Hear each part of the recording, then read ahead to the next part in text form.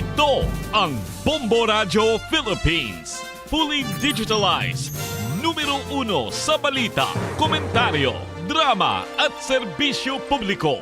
Bombo Radio Philippines. Bombo Radio Philippines. Ang inyong number 1 at most trusted radio network in the country. Basta Radio Bombo!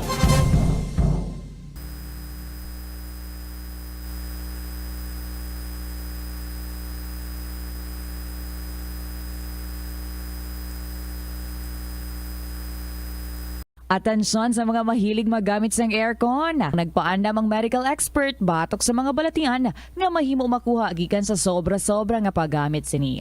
Sino ka Dr. Maria Encarnita Limpin, isa ka experienced healthcare specialist, mas maayo nga tsakyaron nga malimpyo ang hangin nga nagikan sa aircon, bangod kun mahigko, mahimo ini nga magtugas ng impeksyon kag mga balatian kaangay sang pulmonya. Gani hagan-hagan na lang ina bangod bisan makabulig ini sa imo sa maghinot nga tiyempo, may risgo man ini sa imo nga ikaayong lawas.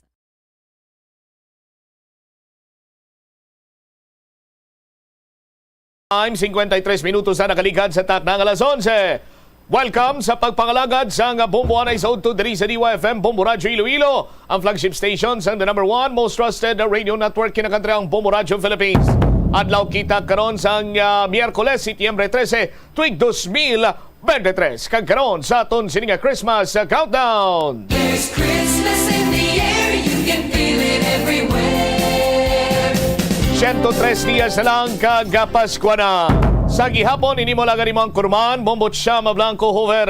Sa mga nagapanguna karon kagadadalkuan nga mga balita sa aton sininga pagpangalagad. Mga alawan sa mga atleta sa Iloilo City Schools gina-question sa mga ginikanan sa mga kabataan. Department of Education Schools Division sang syudad ginatag nga separadong pondo para sa mga private kag public schools. Sa dugang pa nga mga balita, kaso sang AIDS, no? Sa syudad sang Iloilo, wala sang risko o kon AGE, acute gastroenteritis rather, kaso sang acute gastroenteritis sa Iloilo City, wala sang risko sa mga kaiping kabanuanan sa probinsya. Rice retailer sa syudad nagtuman sa price cap, cash aid assistance ginalauman. 14 ka mga rice traders sa syudad sa Iloilo, pinakaw nga batch sa bilog nga region nga nakabaton sa financial subsidy halin sa DSWD. Kaga anong latest update sa sining nagluntad nga pagpangalutang sa may distrito iya sang La Paz. May latest na badari ang aton siniyang kapulisan.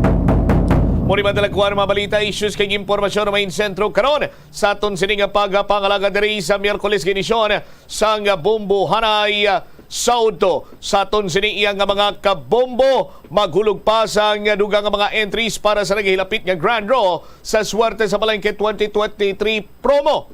Balde-balde pa premyo na, may cash pa, kamilugan sini nga 6.5 million pesos total prizes iya panagtag nationwide. Hiwato ng Grand Draw sa maabot sini nga Sabado, Setyembre 16 tuig 2023, las 3 ang takna sa hapon. Yari sa aton sini nga mga kabombo ang mga nagahulat nga premyo. First prize 20,000 pesos ka cash, second prize 10,000 pesos ka cash, 5,000 pesos cash naman sa third prize.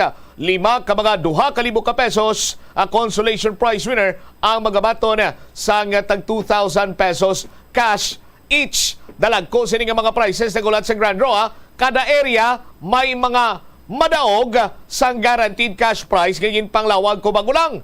Magluwas sina sa mga cash prize naton, may 13 pagin kamilog sini nga electric scooter o kon e-scooter bilang special prizes ang aton ipanagtag sa 4 ka rehiyon: Luzon, Visayas, Mindanao, kag National Capital Region. Timing gini sa mga nagatipid balasang pamasayo kon gasolina ba. Kagapon nga ginpatuman ang another round sang oil price hike. Ti batyagan ta bisan sinintimos lang yan to banwa. Batyagan ta naman yang paggasaka ikasyam na ni. Kung ako magsala, ikasyam na ni nga simana nga nagsaka ang presyo sa produktong petrolyo. Dinako gining bulig sa electric scooter nga niyo. bangod nga user-friendly na, eco-friendly pa. No? Makabuhig pa ini sa pagbuhin sang air pollution. Sa bisan din ka man niya magkadto, mahapos lang dalon bangod nga foldable feature, may foldable feature ini. No, pwede mo mapilo-pilo bala. Gani worry-free ikaw kung may mga traffic jam kag kung hindi ka kalusot. Pwede mo na bumbomel mapatay.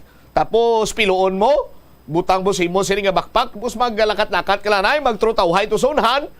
Imo naman sini nga pwede masakyan no? Parehas man kada sigang pagpanagtag sang premyo sa Bombo Radio ini nga electric scooter kay man nagalapot ini sa 30 kilometros por hora. No? Ang iyak kada sigon mayara sang 25 to 33 or 25 to 33 kilometros naman ang iya range o kon kalayoon sang malabutan sang e-scooter sa kada biyahe or isa ka biyahe gani sulit gid kung ikaw mabunutan kag magdaog sining electric scooter. Sa aton sining mga kabombo. Hindi lang mo sinang feature niya sa aton sining mga kabombo. Standby bala kamo kay pag balik naton karon dris pa dayon nga pagpalagad sang bombo aray sodto patpat naton dugang pagin siniya nga may impormasyon tuhoy sa electric scooter nga ini pagkatapos sang Bombo Network News. Kung ikaw isa ka chess lover, yaring pila ka brain benefit sa paghampang sini. Kag kung wala ka nagahampang sini, umpisahin na. Sunod sa pagtuon ng paghampang sang chess makabulig likaw sa Alzheimer's disease. Bangod ang utok nagatrabaho kaangay sang muscle, nagakinahanglan ini sang exercise agud mangin healthy kag malikawan ang injury. Magluwas diri ang paghampang sang chess ang nagapa-improve man sang concentration, memory, creativity, kag problem-solving skills kag napamatud-an man nga nagapaalam. Madamo sa ato ang hindi katulog kung wala sang electric fan. Yaring pila sa hindi manaming epekto sa paggamit sa fan kada gabi. Congestion, ang naga-circulate ka hangin halin sa mga fans, ang makapadry sang baba, ilong kag tutunlan. Allergies, masami nga madala sa hangin ang mga yabuok na naga-trigger sang allergies. Makatugas ang muscle cramp ang hangin nga naghalin sa mga electric fan. Amo nga kun kaisa, may eksperyensyahan ang masakit nga lawas kung magbugtaw. Importante man nga regular nga tinluan ang fan blades, agad masigurado nga hindi ini pagkiniran sang yabuok. Sa patatas, masami ginahaboy na lang nato ng panit. Sunod kay Dr. Cynthia Sass, isa ka nutritionist, ang panit sang patatas sa makabulig sa increased potassium intake. Ang potato skins naga-provide man sang source sang iron nga isa ka essential mineral nga ang primary function nagalakip sang pagsuporta sang red Bombo Radio Philippines. Fully digitalized. Numero 1 sa balita, komentaryo, drama at serbisyo publiko. Bombo Radio Philippines. Bombo Radio Philippines. Ang inyong number 1 at most trusted radio network in the country. Sa Radyo Bombo! Magandang tanghali Pilipinas, anumang oras sa buong mundo. Narito na ang Bombo Network News Noontime Edition. Araw po ngayon ng Miyerkules, ika-13 sa buwan ng Setyembre, taong 2023. There's Christmas in the air, you can feel it everywhere. Mga kabombo at Star Nation, sa atin pong Christmas countdown, 103 days to go bago ang araw ng Pasko.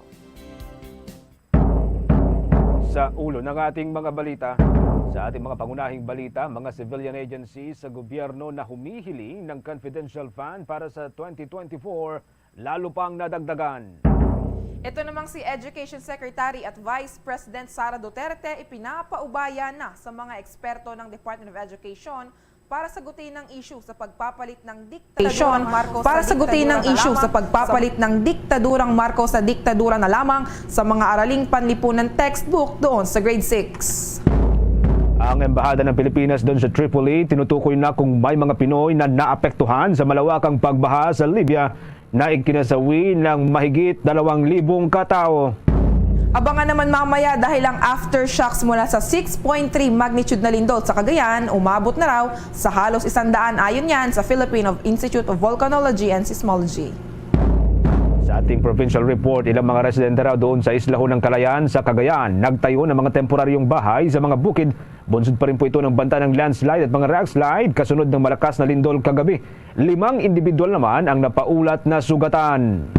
Samantala sa ating pong international news, abangan mamaya itong impeachment inquiry kay United States President Joe Biden, inilunsad ni United States House of Representatives Speaker Kevin McCarthy.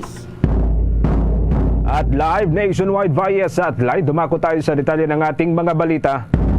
Humiling din ng confidential funds ang iba pang mga civilian agencies ng gobyerno sa ilalim huyan ng panukalang pundo para sa 2024. Mula sa 21 tanggapan, nasa 28 na ahensya ng gobyerno na ang formal na humihingi ng confidential funds. Una nang iniulat ng Department of Budget and Management na nasa kabuang 10.14 billion pesos iyong halaga ng confidential at intelligence fund para sa lahat ng ahensya sa 2024 o ilalim po yan ng 2024 proposed budget. Kabilang dito ang 4.5 billion pesos para ho sa Office of the President na mayroong 2.25 billion confidential at 2.31 billion pesos na intelligence fund, habang 500 million pesos naman para sa Office of the Vice President. Base sa Joint Circular No. 2015-01 ng Commission on Audit, tinukoy ang confidential funds bilang alokasyon na ginagamit ng mga civilian government agencies para sa surveillance activities alinsunod yan ng kanilang mandato. Iba ito, mga kabombo ka Star Nation, doon sa intelligence fund na ginagamit ng uniform at military personnel at mga intel na kumakalap ng mga impormasyon, may kaugnayan pa rin po yan sa pambansang seguridad. Samantala, inaalam na ng mga otoridad kung mayroong mga Pilipino ang naapektuhan sa malawakang pagbaha doon sa Libya. Ito ay kasunod na rin ng pananalasa ng malakas na Storm Daniel na nagdulot ng malawakang pagbaha, nasira ang mga dam at tinangay ang mga gusali at na-wiped out ang 1/4 na bahagi ng eastern city ng Derna. Nasa 10,000 katao naman ang napaulat na nawawala habang mahigit 2,000 na ang pinangangambahang mga nasawi.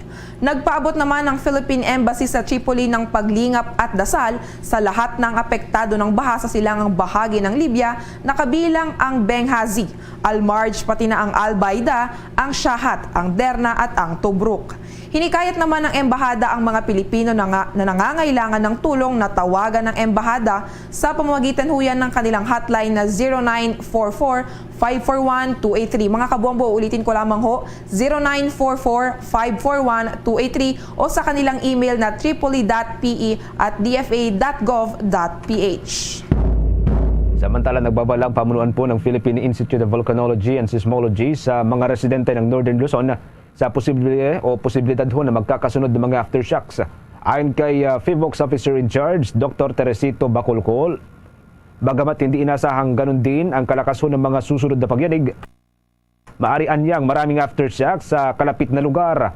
Una hong naitala kagabi, yung natura hong lindol sa Dalupiri Islands, doon po sa isla ng Calayan, Cagayan, alas 7 huyan ng gabi.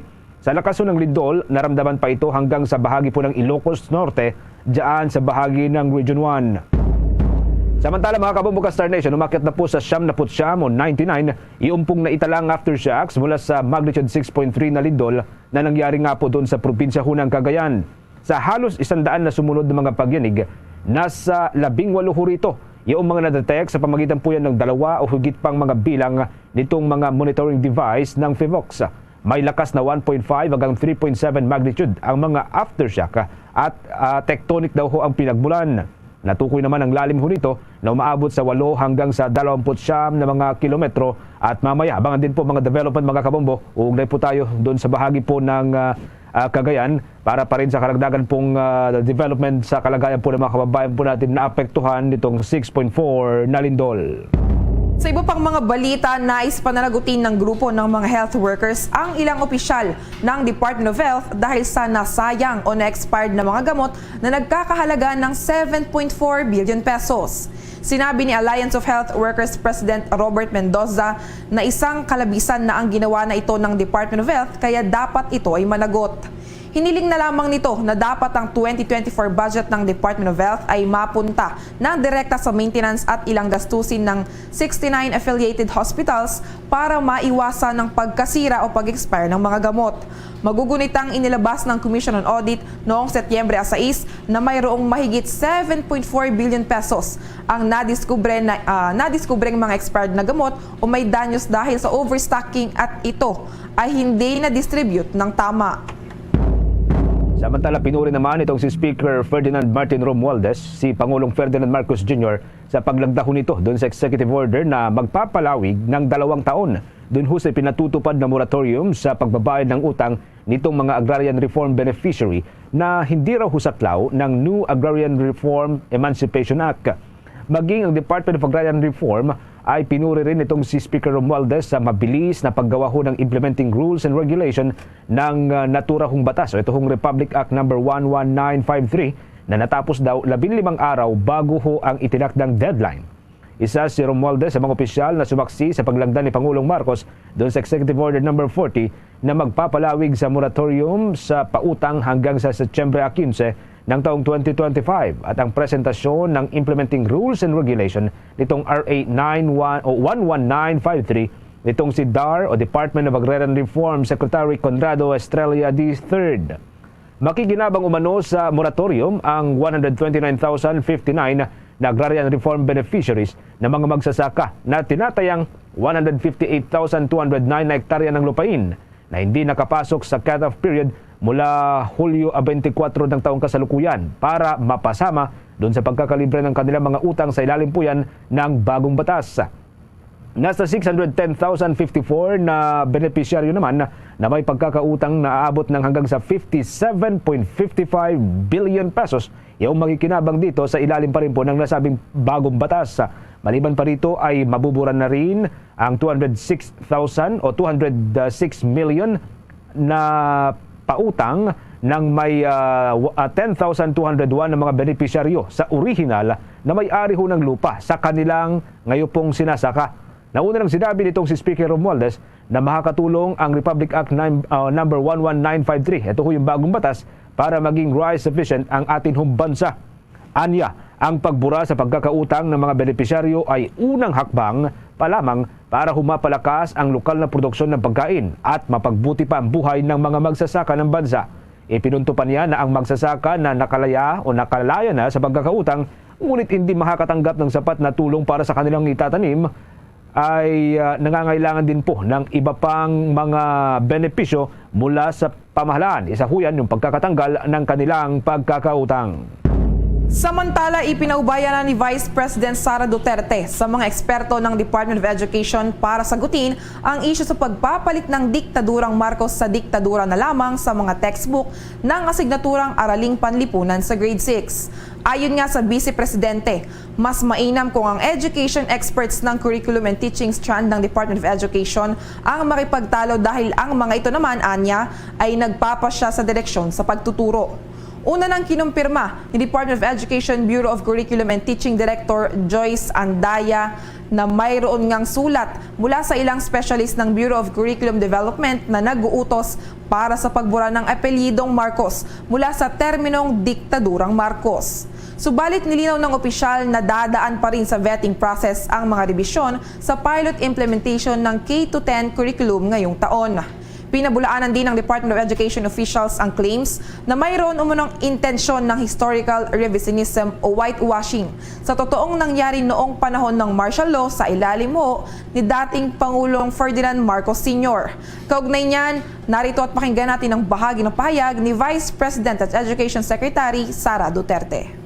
We can argue with the education experts inside the curriculum and teaching strand of the Department of Education because it was the education experts ang nag-decide nga ingani ang direction sa pag. Inyong napakinggan ang bahagi ni Vice President at Education Secretary Sara Duterte. 12 minuto na makalipas ang alas 12 ng katanghalian. Good news, magandang balita po mga kabumbo sa mga nakahanap po ng trabaho sa ibang bansa. Nangangailangan po ang Taiwan ng nasa 800,000 na mga manggagawa pagsapit po ng buwan ng Disyembre. Kung saan ilan po sa mga job openings ay para po sa mga English teachers, mga workers, mga caregivers, mga farmers at mga construction workers.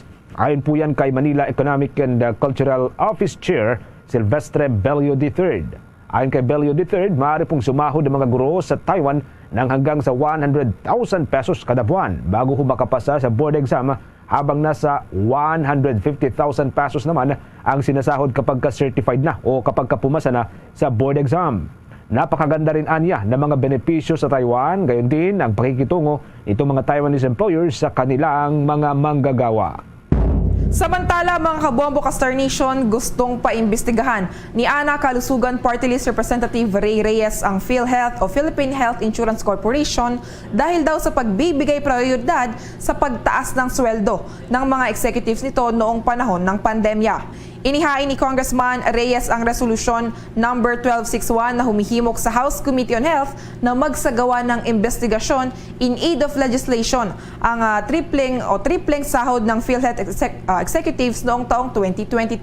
Agad naman na inihain ni Reyes ang resolusyon matapos makumpirma mismo ng mga opisyal ng PhilHealth na nagkaroon nga ng increase sa sahod noong kasagsagan ng pandemya ng COVID-19. Punto ni Reyes, nagawa pa na mag-increase ng sahod ang PhilHealth, subalit hindi nila magawa na makapagbigay ng zero balance billing para sa mga miyembro nito sa kabila ng milyong-milyong na kolekta sa mga karagdagang pagtaas sa mga premium na kontribusyon at bilyong-bilyong na likom mula sa kanilang mga pamumuhunan. Anya, dapat ayusin ng state insurer ang kanilang pagbibigay serbisyo sa publiko. Ayon pa sa mambabatas, ang ulat ng Commission on Audit na inilabas noong nakaraang buwan ay nagpakita na ang mga executives ng PhilHealth ay tumatanggap ng 71.45 million pesos noong taong 2022 na halos triple, kumpara yan sa 26.2 million lamang noong taong 2021. Kinuwestiyon din ni Congressman Reyes ang timing ng pagtaas ng sahod ng mga executives ng nasabing ahensya. Inalis ang state of public emergency noong July 2023 na naglalagay ng nararapat sa kahilingan ng PhilHealth para sa isang sertipikasyon para sa pagtaas ng kanilang sweldo sa gitna mismo ng isang pandemic na pinag-uusapan. Kaugnay niyan, nalungkot din ang mambabatas sa panibagong kontrobersya na kinasasangkutan ng nasabing ahensya. Dagdag pa dito, binigyang diin din ni Reyes na nagagalit ngayon ang mga PhilHealth members na tila sa halip na premium para sa bahay ay nagiging premyo para sa mga opisyal ang nangyayari sa kanilang mga kontribusyon. Sa ibang balita naman, kampante ang pamunuan ng Land Transportation Office na mas lalong matututukan yung mga nangyayaring insidente ng road rage ngayon at nakipagpartner na po ito sa Philippine National Police Highway Patrol Group. Ayon po kay Land Transportation Office Chief Vigor Mendoza, mas matututukan na nila ang profile ng mga tsuper, lalo na yaong mga individual na nag-a-apply po ng kanilang mga lisensya.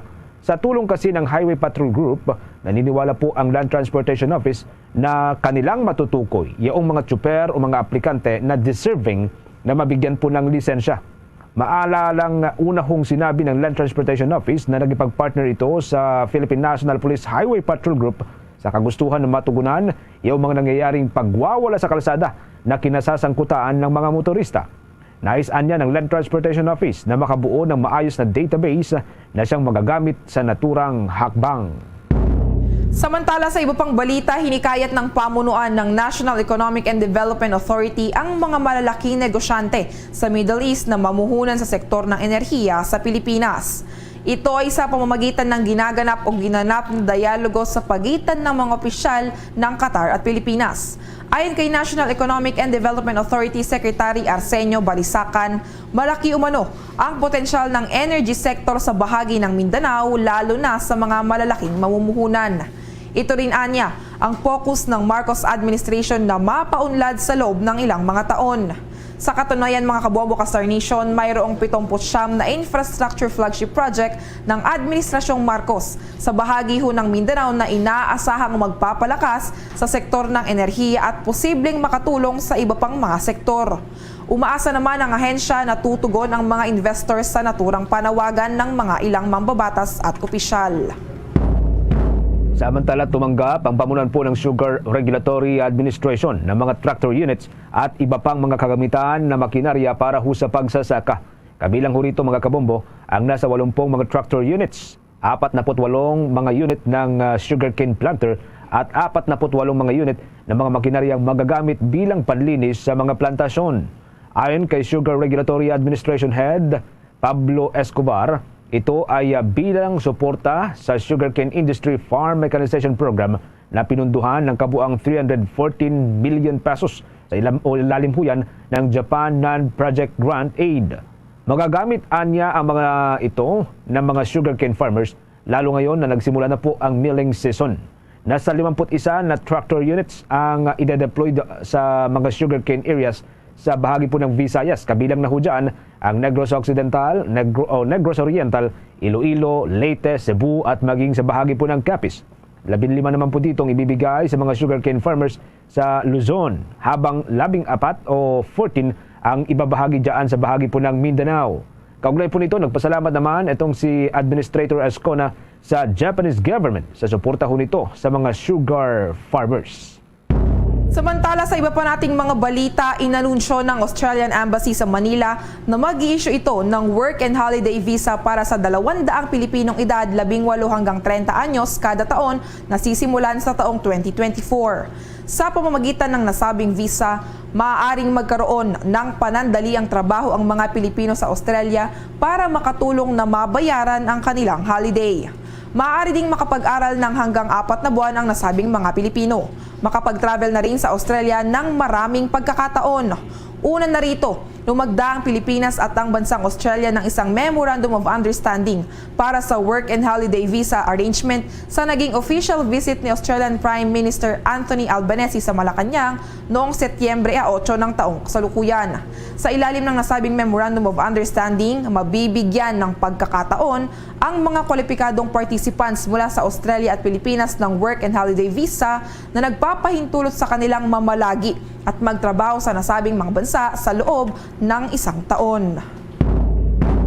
Sa pagkakataong ito mga kabumod, dumako tayo sa ating mga provincial report. Pero bago ho yan, orasyon natin, 19 na minuto na makalipas ang 12 ng tanghali. Ilang mga residente raw doon ho sa bahagi ng Kalayaan, Cagayan, nagtayo ho ng mga temporaryong pabahay sa mga kabukiran. Bunsod po ito ng banta ng landslide at mga rock slide. Kasunod pa rin po yan ng malakas na lindol na 6.4 magnitude na nangyari ho kagabi. Meron din pong 5 individual ang sinasabi pong nasugatan batay po sa inisyal na report ng mga otoridad. May nakuwang detalye po dyan ang Bombo Radio Tugigaraw. Nagtayo ng mga tents ang ilang pamilya sa barangay Dadao sa Kalayaan, Cagayan bunsod ng magnitude 6.3 na lindol kagabi. Sinabi ni Sunshine Asuncion ng Office of the Civil Defense o OCD Region 2 na agad na pumunta sa mga bukid ang hindi pa mabatid na bilang ng mga pamilya dahil sa banta ng landslide at pagbagsak ng mga bato. Ayon pa kay Asuncion, nasugatan ang 5 miyembro ng pamilya sa Barangay Sentro 2 matapos na bumigay ang pader ng kanilang bahay at nagkaroon rin ng bitak sa sahiga. Sinabi niya na nasa ligtas ng kalagayan ng mga ito, subalit ang isa sa kanila ay kailangan na dalhin sa mainland para sa karagdagang pagsusuri dahil sa posibleng spinal injury. Ayon sa kanya, nagsagawa na ng inspeksyon at assessment ang mga kinaukulan sa Kalayaan sa mga posibleng iba pang pinsala na iniwan ng lindol sa mga school building at iba pang istruktura. Sa ngayon po, nakipag-coordinate na po tayo with the Philippine Air Force para po anytime this day magkakaroon po ng RDNA or yung Rapid Damage Assessment and Needs Analysis. Kasama po dyan yung mga council members po ng CVD-RRMC. Sa ngayon po, per our latest report, wala pa po tayong nare-receive na ibang damages in terms of infrastructure and iba pa. Itong mga na-report pa lang po namin, ang official reports na na-receive namin sa ngayon. Samantala, sinabi ni Mayor Joseph Leopis na ito ang pinakamalakas na lindol na kanilang naranasan sa kanilang bayana. Yan ang balita mula dito sa Bombo Radio Tugigaraw para sa Bombo Network News. Bombo Efren Reyes Jr. para sa #1 and most trusted radio network in the country, Bombo Radio Philippines. Basta Radio Bombo! Dumako pa tayo sa karagdagan pang mga balita sa labas ng ating himpilan dahil itong 3 Cameroonians sangkot sa double your money scam, huli daw sa entrapment operation ng Criminal Investigation and Detection Group sa Makati. May pag-uulat tukol dyan ng Star FM Manila.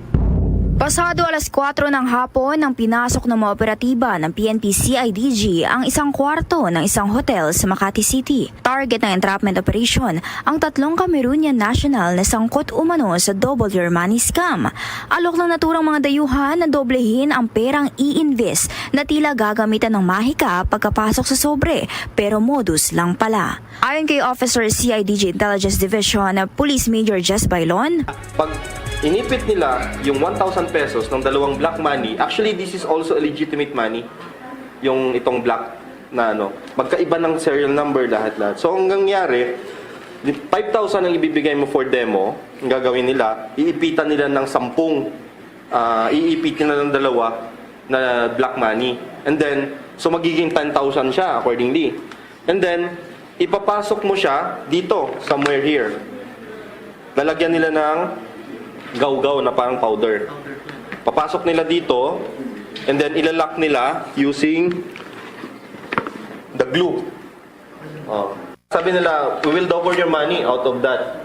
So ititier nila. Yung laman nito is already 15,000 pesos. Yung laman ng isang compartment. Kapag nakumbinsi ang biktima, hihikayatin na ito ng mga sospek na mag-invest pa ng mas malaking halaga ng pera at biglang hindi na magpapakita matapos ang ilang linggo. Sangkot din umano ang mga dayuhang sospek sa iba pang uri ng modus gaya ng UN and dollar at black money scam kung saan isa sa kanila ay dati nang nahuli.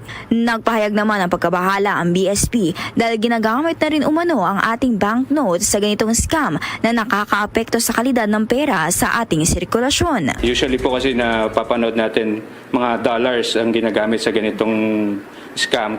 For the first time na encounter natin, ginamit ang Philippine peso sa kanilang modus operandi. So ito po yung example na ginamit kaninang sa ADG. So nilagyan nila ng hindi natin alam na mga chemicals at mga powder. So kinoting nila, and according po dun sa naging demo sa kanila, nung hinugasan ay genuine po yung ginamit na 1,000 pesos. So ang nangyari po sa ating 1,000 pesos naging manilaw-nilaw. At ibig sabihin nito, hindi na po siya pwedeng gamitin sa circulation.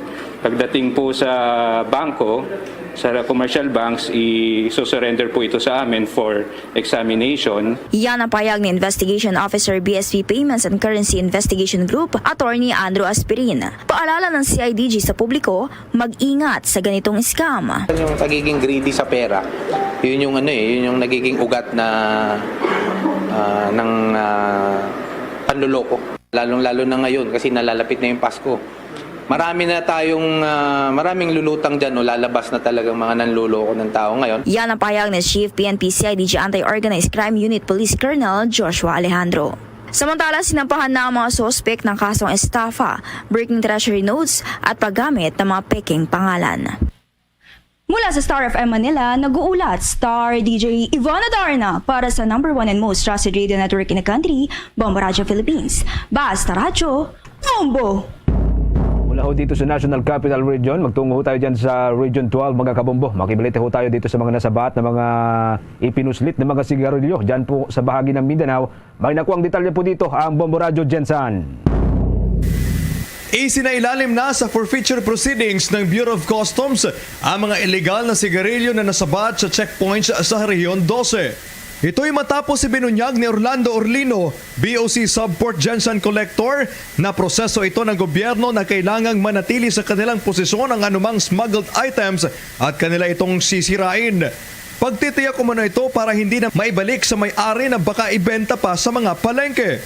Matatandaan ang unang nakumpiska ng otoridad sa rehiyon ay mahigit 17,000 reams ng smuggled cigarettes sa checkpoint ng Joint Task Force Jensan sa Barangay Bawing dito sa lungsod ng General Santos na may market value na 9 million pesos, habang nakumpiska rin ang isa pang kontrabando ng sigarilyo sa checkpoint ng Tantangan, South Cotabato na nagkakahalaga ng 8 milyong piso. Una nang inamin ng opisyal na maraming estilo ang mga smuggler para ipuslit ang produkto, kaya naman doble ang pagbabantay ng mga otoridad.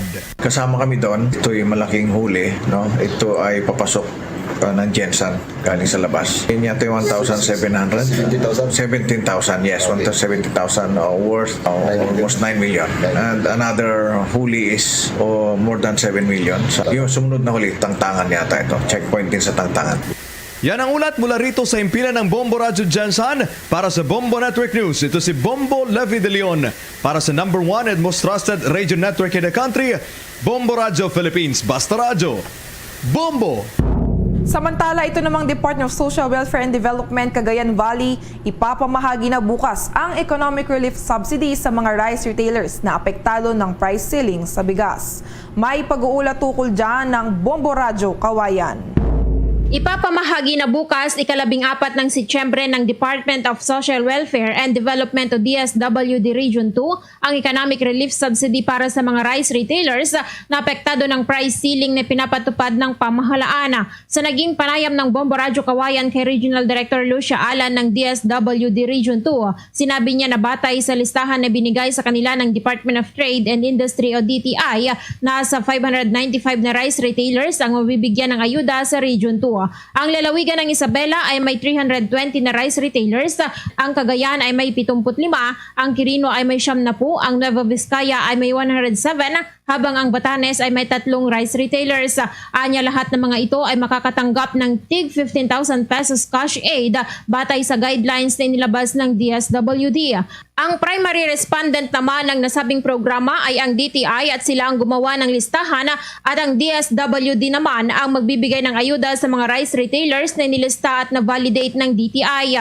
Tiniyak ni Regional Director Alan na sa payout lahat ng grievances o reklamo ng mga rice retailers sa pamamahagi ng nasabing tulong pananalapi ay papabatid nila sa DTI upang kanilang maayos tulad ng mga hindi napabilang sa listahan. Ang buong region po, merong 595 rice retailers po. Kasi po ang primary responsible na agency po dito ay ang DTI po. So kung ano yung based doon sa assessment nila, basta sa amin po ang basehan po natin doon sa pagtulong doon sa rice retailer na yun ay yung po listahan na binigay po sa amin. Para sa Bombo Network News, mula rito sa Bombo Radyo Kawayan, ako si Bombo Lani Velasco para sa #1 and most trusted radio network in the country, Bombo Radyo Philippines. Basta Radyo, Bombo! Bombo Entertainment News. Ito namang isang Ilonggo nurse doon sa USA, isa sa mga inspirasyon bilang bida sa Filipino-American Comics Anthology na Diwata. May pag-uulat at chika ang Bombo Radyo Iloilo. Isang Ilonggo ang naging inspirasyon bilang isa sa mga bida sa Filipino-American Comics Anthology na Diwata. Ito ay si Nilo Waneza, tubong San Isidro Haro, Iloilo City. Sa panayam ng Bombo Radio kay Waneza, sinabi nito na 17 taon na siyang nagtatrabaho bilang nurse sa Estados Unidos.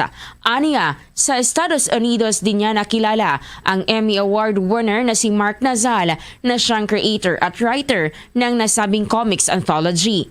Ayon pa sa kanya, ang karakter sa nasabing comics ang inspired mismo sa kanyang buhay bilang isang nurse. Ang karakter ni Waneza sa comics ay si Nikki J na nurse sa araw at superhero naman sa gabi. Ang kanyang kwento ay binigyan siya ng kapangyarihan ni Virgin Mary sa pamamagitan ng isang rosary. Dito at nabuksan ang kanyang third eye kung saan makakaya nitong magbasa ng aura ng isang individual. Sa pamamagitan ng istorya, umaasa si Waneza na magsisilbi siyang inspirasyon sa kanyang kapwa Ilonggo. It's a very collaborative na project. It feels really good because ang Ilonggos or like the Filipinos in general, like we're always, as Mark said, we're always on the side. Like nakita niyo sa Spider-Man, ang best friend niya, Filipino. Ang effect was like, oh wow, like someone gave us attention. Pero now I think it's more of like, this is our platform. Like this is for the Filipinos. Tapos to be an Ilonggo, it means a lot to myself and my family, and actually, I think for the Ilonggo people. Ang Ilonggo nurse na si Nilo Waneza. Balita mula dito sa Bombo Radio Iloilo. Ito si Bombo Rezi Bordon para sa #1 and most trusted radio network in the country, ang Bombo Radio Philippines. Basta Radio, Bombo! Christmas in the air, you can feel it everywhere. Mga kabombo at Kastar Nation, sa ating pong Christmas countdown, 103 days to go bago ang araw ng Pasko. Luzon, Visayas at Mindanao, yan na pong kabuuan ng ating balitaan para sa pangtanghaling edisyon ng Bombo Network News. Mula ho dito sa Makati News Center para sa #1 and most trusted radio network in the country, Bombo Radio Philippines, Basta Radio. Bombo! Ito ang Bombo Radio Philippines. Fully digitalized. #1 sa balita, komentaryo, drama at serbisyo publiko. Bombo Radio Philippines. Bombo Radio Philippines. Ang inyong number 1 at most trusted radio network in the country. Basta Radio Bombo! Oras sa Bombo Radio Iloilo, Philippine Standard Time. 32 minutos na nakaligad sa takna sining alas 12. Welcome sa pagpangalagad sa Bombo Hanay sa Udto. Nagabalik na kita sa pagplastar sa dugang mga balita kag impormasyon. Pero antes sina, yari karon ang aton sining Christmas Countdown. There's Christmas in the air, you can feel it everywhere. 103 dias na lang kagapasko na. Sa gihapon, ini mo lang ganimong kurman, Bombo Chama Blanco Hover standby sa kay Bombo Ria Mumblan. Ining mga allowances ang mga atleta sa Iloilo City Schools. Gina-question sang ginikanan nga tubtob subong. Wala pa giniya mag-abot. Pero ang Department of Education Schools Division of Iloilo City ginathag nga separadong pondo para sa mga private kag public schools. Ano nga mga ginikanan ni ang naga-question now? Ang mga kabataan bala sini nila nagikan sa pribado nga pang-eskwelahan. Kasan o pa ni ang nasambit sining mga allowances kay kadamo na sa ngaton sining mga hinampang ginapasakupan. Ara dira ang Western Visayas Regional Athletic Association kag palarong pambansa. Sa diin pa nga mga allowances ni ang tubtob sa Simatinyon, way pa iya makaabot or way pa mabaton sa mga atleta. Kay kon istoryahan ta ang representation, why man yagin qualify abisang Western Visayas Regional Athletic Association nga we are representing Wibraa private schools. We are representing Wibraa public schools. Anong plastada sini? I-check tabi si Bomboria Mumblan. Bomboria sa report, please come in. Ginathag sa Department of Education Schools Division of Iloilo City ang rason sang delay sa mga allowances sa mga sporting events. Ini matapos nga ginpabombo sa mga ginikanan nagikan sa Central Philippine University, quote and quote, ang super delayed allowance sa mga student athletes nga nagapasakop sa dual meet, triangular meet, Western Visayas Regional Athletic Association meet kag palarong pambansa. Sa interview sa Bombo Radio kay Maria Luz de los Reyes, Department of Education Schools Division Superintendent sang Iloilo City, iya ginpahayag nga wala sang may sala sa naeksperyensyahan nga delay bangod mayara sang separation sang pondo sa mga pampubliko kag pribado nga mga eskwelahan. Suno kay de los Reyes, bangod nagpungko ini bilang superintendent sang Mayo 22, 2023, nga man ang tinion nga tapos na ang Western Visayas Regional Athletic Association meet, ginabisuhan gid ini nga wala sa gihapon na pagwa ang allowances, bagay nga gintingwaan sa iya opisinang hatagan sa igtalupangod. Ginpahayag dugang sa natungdan nga ang separado nga pondo sang pampubliko kag pribado nga mga eskwelahan ang may dako nga papel bangod ang pampubliko nga mga eskwelahan gid lamang ang may pribilehiyo o kung entitled sa Special Education Fund base man ini sa Commission on Audit.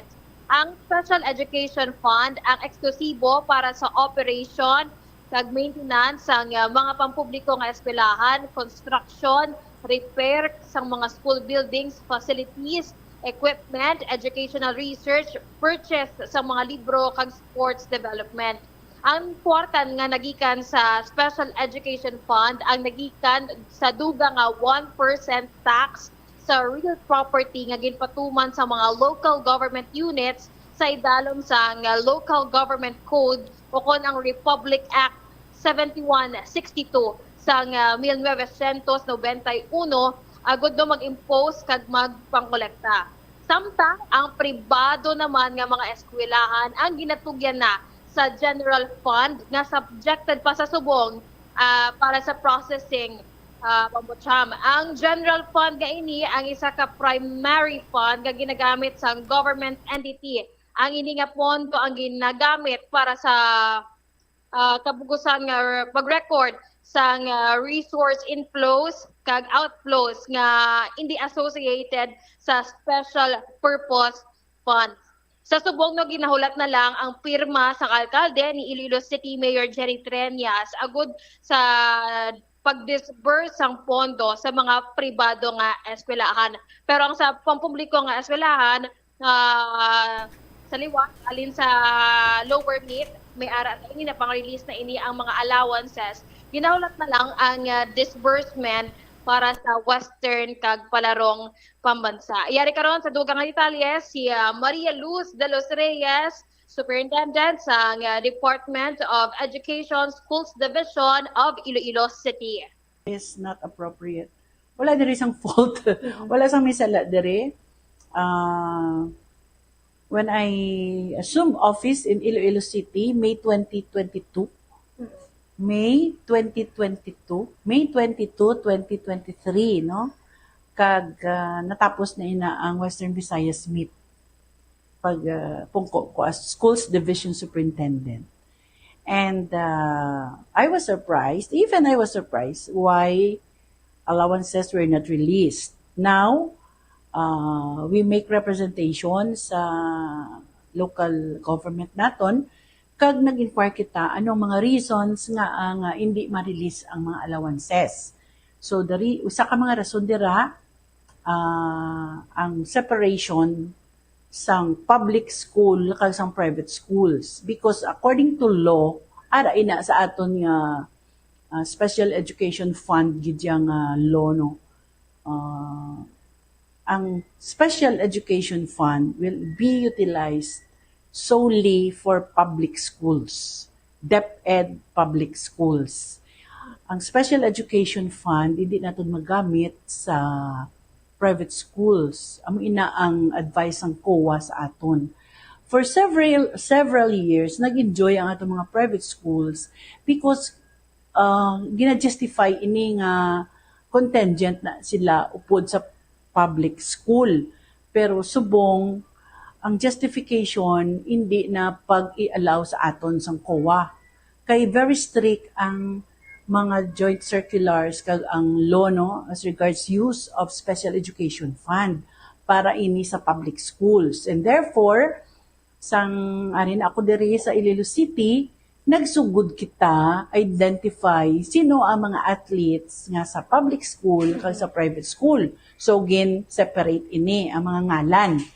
And ang aton nga local official also decided nga ang special education fund para sa public school kag ang para sa mga private school will be taken from the general fund sang city.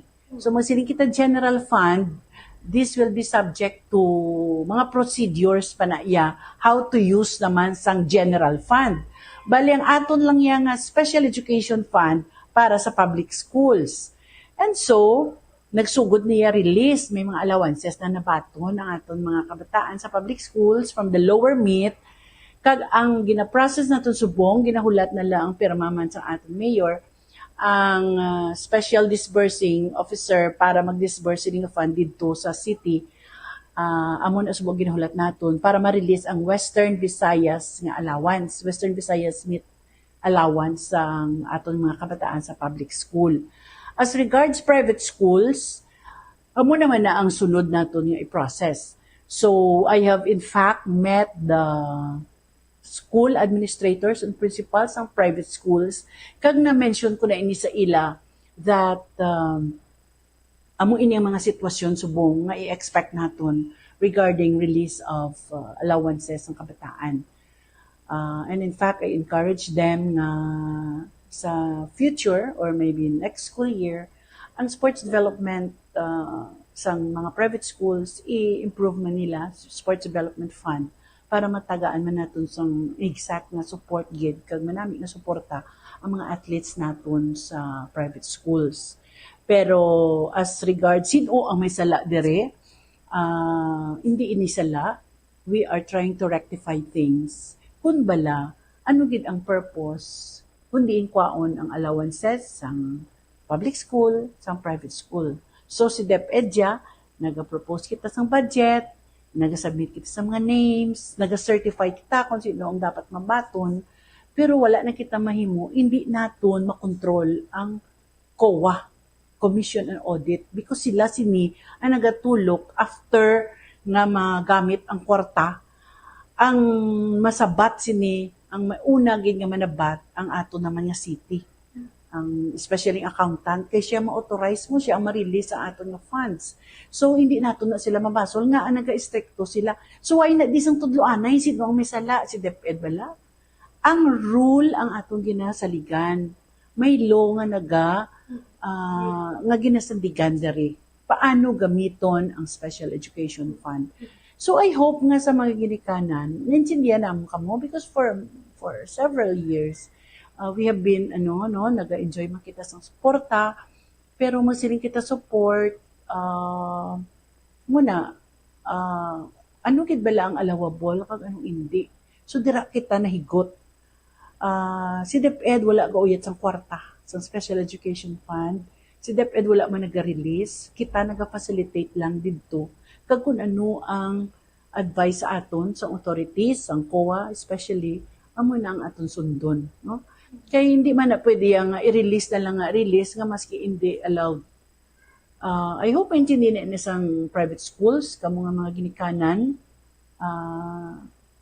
hindi nyo man pag hindi ka mo magtudlo-tudlo nga man sala ni amo ni sala ni amo ni. Sino ba liyang hindi gusto nga matagaan nato, no? Matagaan natong kabataan because they have worked really hard. Pero this is not the hindi ini ang end goal naton eh. Ang goal naton, ang kabataan naton mag-develop as a whole individual, holistic development nila. Pag-eskwela, healthy sila, magamit nila sila sa college. Kung may mga allowances gid man, pasalamatan naton. Pero hindi kita pwede makarelease ang allowance na nagalubag naman kita sa mga patakaran.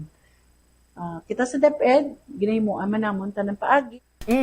Bomoria? Si Ma'am Maria Luz de los Reyes, Superintendent sa Department of Education, Schools Division of Iloilo City. Amoy na bala bombotsyam no, bangod nga sa separasyon sang pondo sa pampubliko kag pribado nga eskwelahan. Sa diino ginainganyo sa superintendent ang mga school heads kag school administrators nga pasanyugon ang Sports Development Fund sa ilang eskwelahan. Sa bangod ini nakasentro ini sa private schools amo ini ang mga tagreklamo sa di ito ginahatagan na ini sa kaatagan sa superintendent sa rason sa super delayed nga mga allowances sa mga student athletes. All right. Ini si Bombo Ria Orliante Momblan para sa number 1 kag most trusted radio network in the country, Bombo Radio Philippines. Basta Radio. Bombo. Salamat gid Bombo Ria Momblan. Ang iban sini nga mga ginikanan tumana ka dismayado not only after sang mga events but also before and during. There was a time nga may mga na-interview kita nga mga atleta kag mga coach. Away na gani nilaya ginapasalamatan ng ilang sini nga local government unit. Kay ti apisar nga may suporta pero hindi amo sina ka mambal naton abi layo sa gina-expectar. Even nga ti ang mga atleta nakalabot na iya sa mataas nga level sang kompetisyon. Purya po ng support halin sa government, be it private or public school. Ginikanan na lang iya matumato, sila na lang iya nagasuporta sang expenses para lamang banwa nga ma-represent ang Western Visayas Regional Athletic Association. Amo man sini banwa kun nga ang schools Iloilo City Schools Division Superintendent naton subong si Dr. Maria Luz ano nga pilido ito mo moment? Nalipat ako Si Doc Luz De Los Reyes. Amo na nga rin na di siya subong sa syudad sang Iloilo. Kaya naibaluan nyo naman kung ano ang issue sa likod sang pag-transfer sa kay Dr. De Los Reyes diri sa Iloilo City Schools Division. Sa aton sini nga mga kabombo. Now, yara pa kuno sa mga kabot sang local government unit sa pag-release sang nagakigo sini iyang budget or shall I say allowance sa mga atleta. Sa aton sini nga mga kabombo, lain man kuno separate sa private, separate man ang sa public school. Sa aton sini karon niya matag palamati. Kung sa iban iya nga pungsod sa aton sini nga mga kabombo, may mga sports development program ini sila, of which damo tuya ang nagapakita sang suporta. That is why nagaproduce ini sila sang mga top level athletes sa nagkalain-lain man sini iya nga discipline, sa nagkalain-lain sini nga sport. Bangod ina iya sa mabaskog sini nga suporta, partikularmente sang ila sini iya nga gobyerno. Although makita naton nga nagasuporta man ang aton sini nga gobyerno, pero inang compliance nga dapat may paghatag man sa tulupangod sa bahin sang sports, amo siya mo sadto.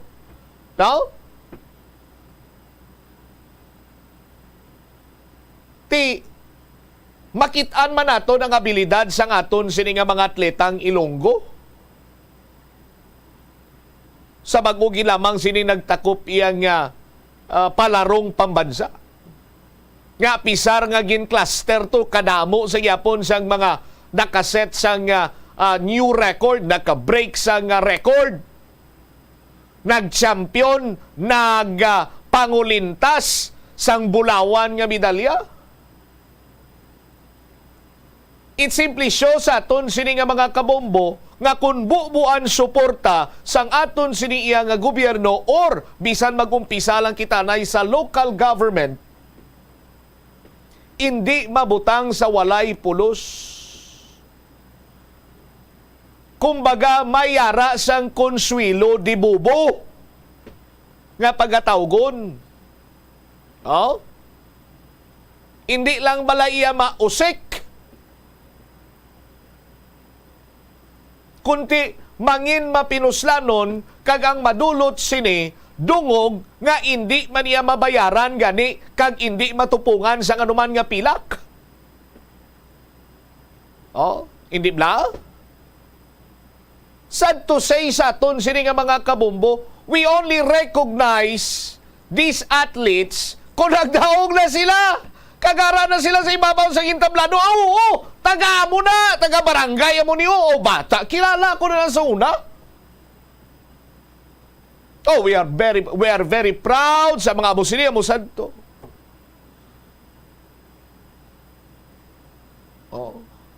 Pero ang pamangkot sang nagaumpisa ni siya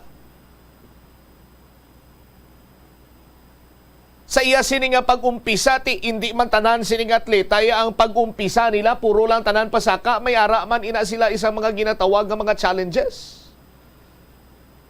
Labing una nga pagtilaw sa mga atleta sa aton sini nga mga kabombo, ano nga mga challenges sila? Gina-challenge sila sa bahin karon sang financial aspect.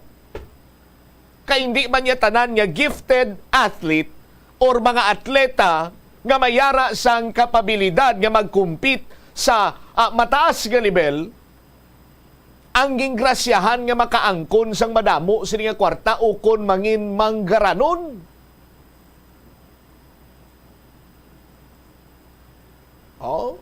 Hindi bla?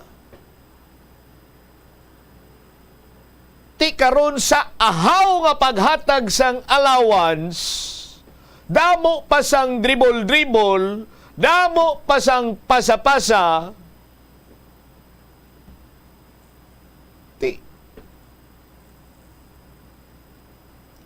We are hoping and praying nga hindi ini makahatag sa nga low moral sa mga atleta. Sa mga atlet nga way pa yang makabaton sa nga allowance, sa mga ginikanan nga wala pa makabaton sa allowance, pila gitwaw.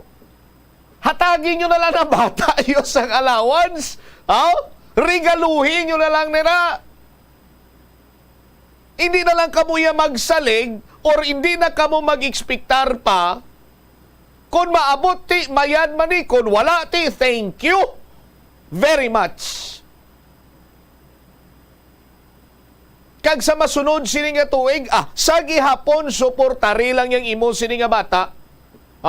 Sa kung ano man ang iya sini iya nga specialty kung sa diin siya naga-excel nga sahi isang sport or discipline.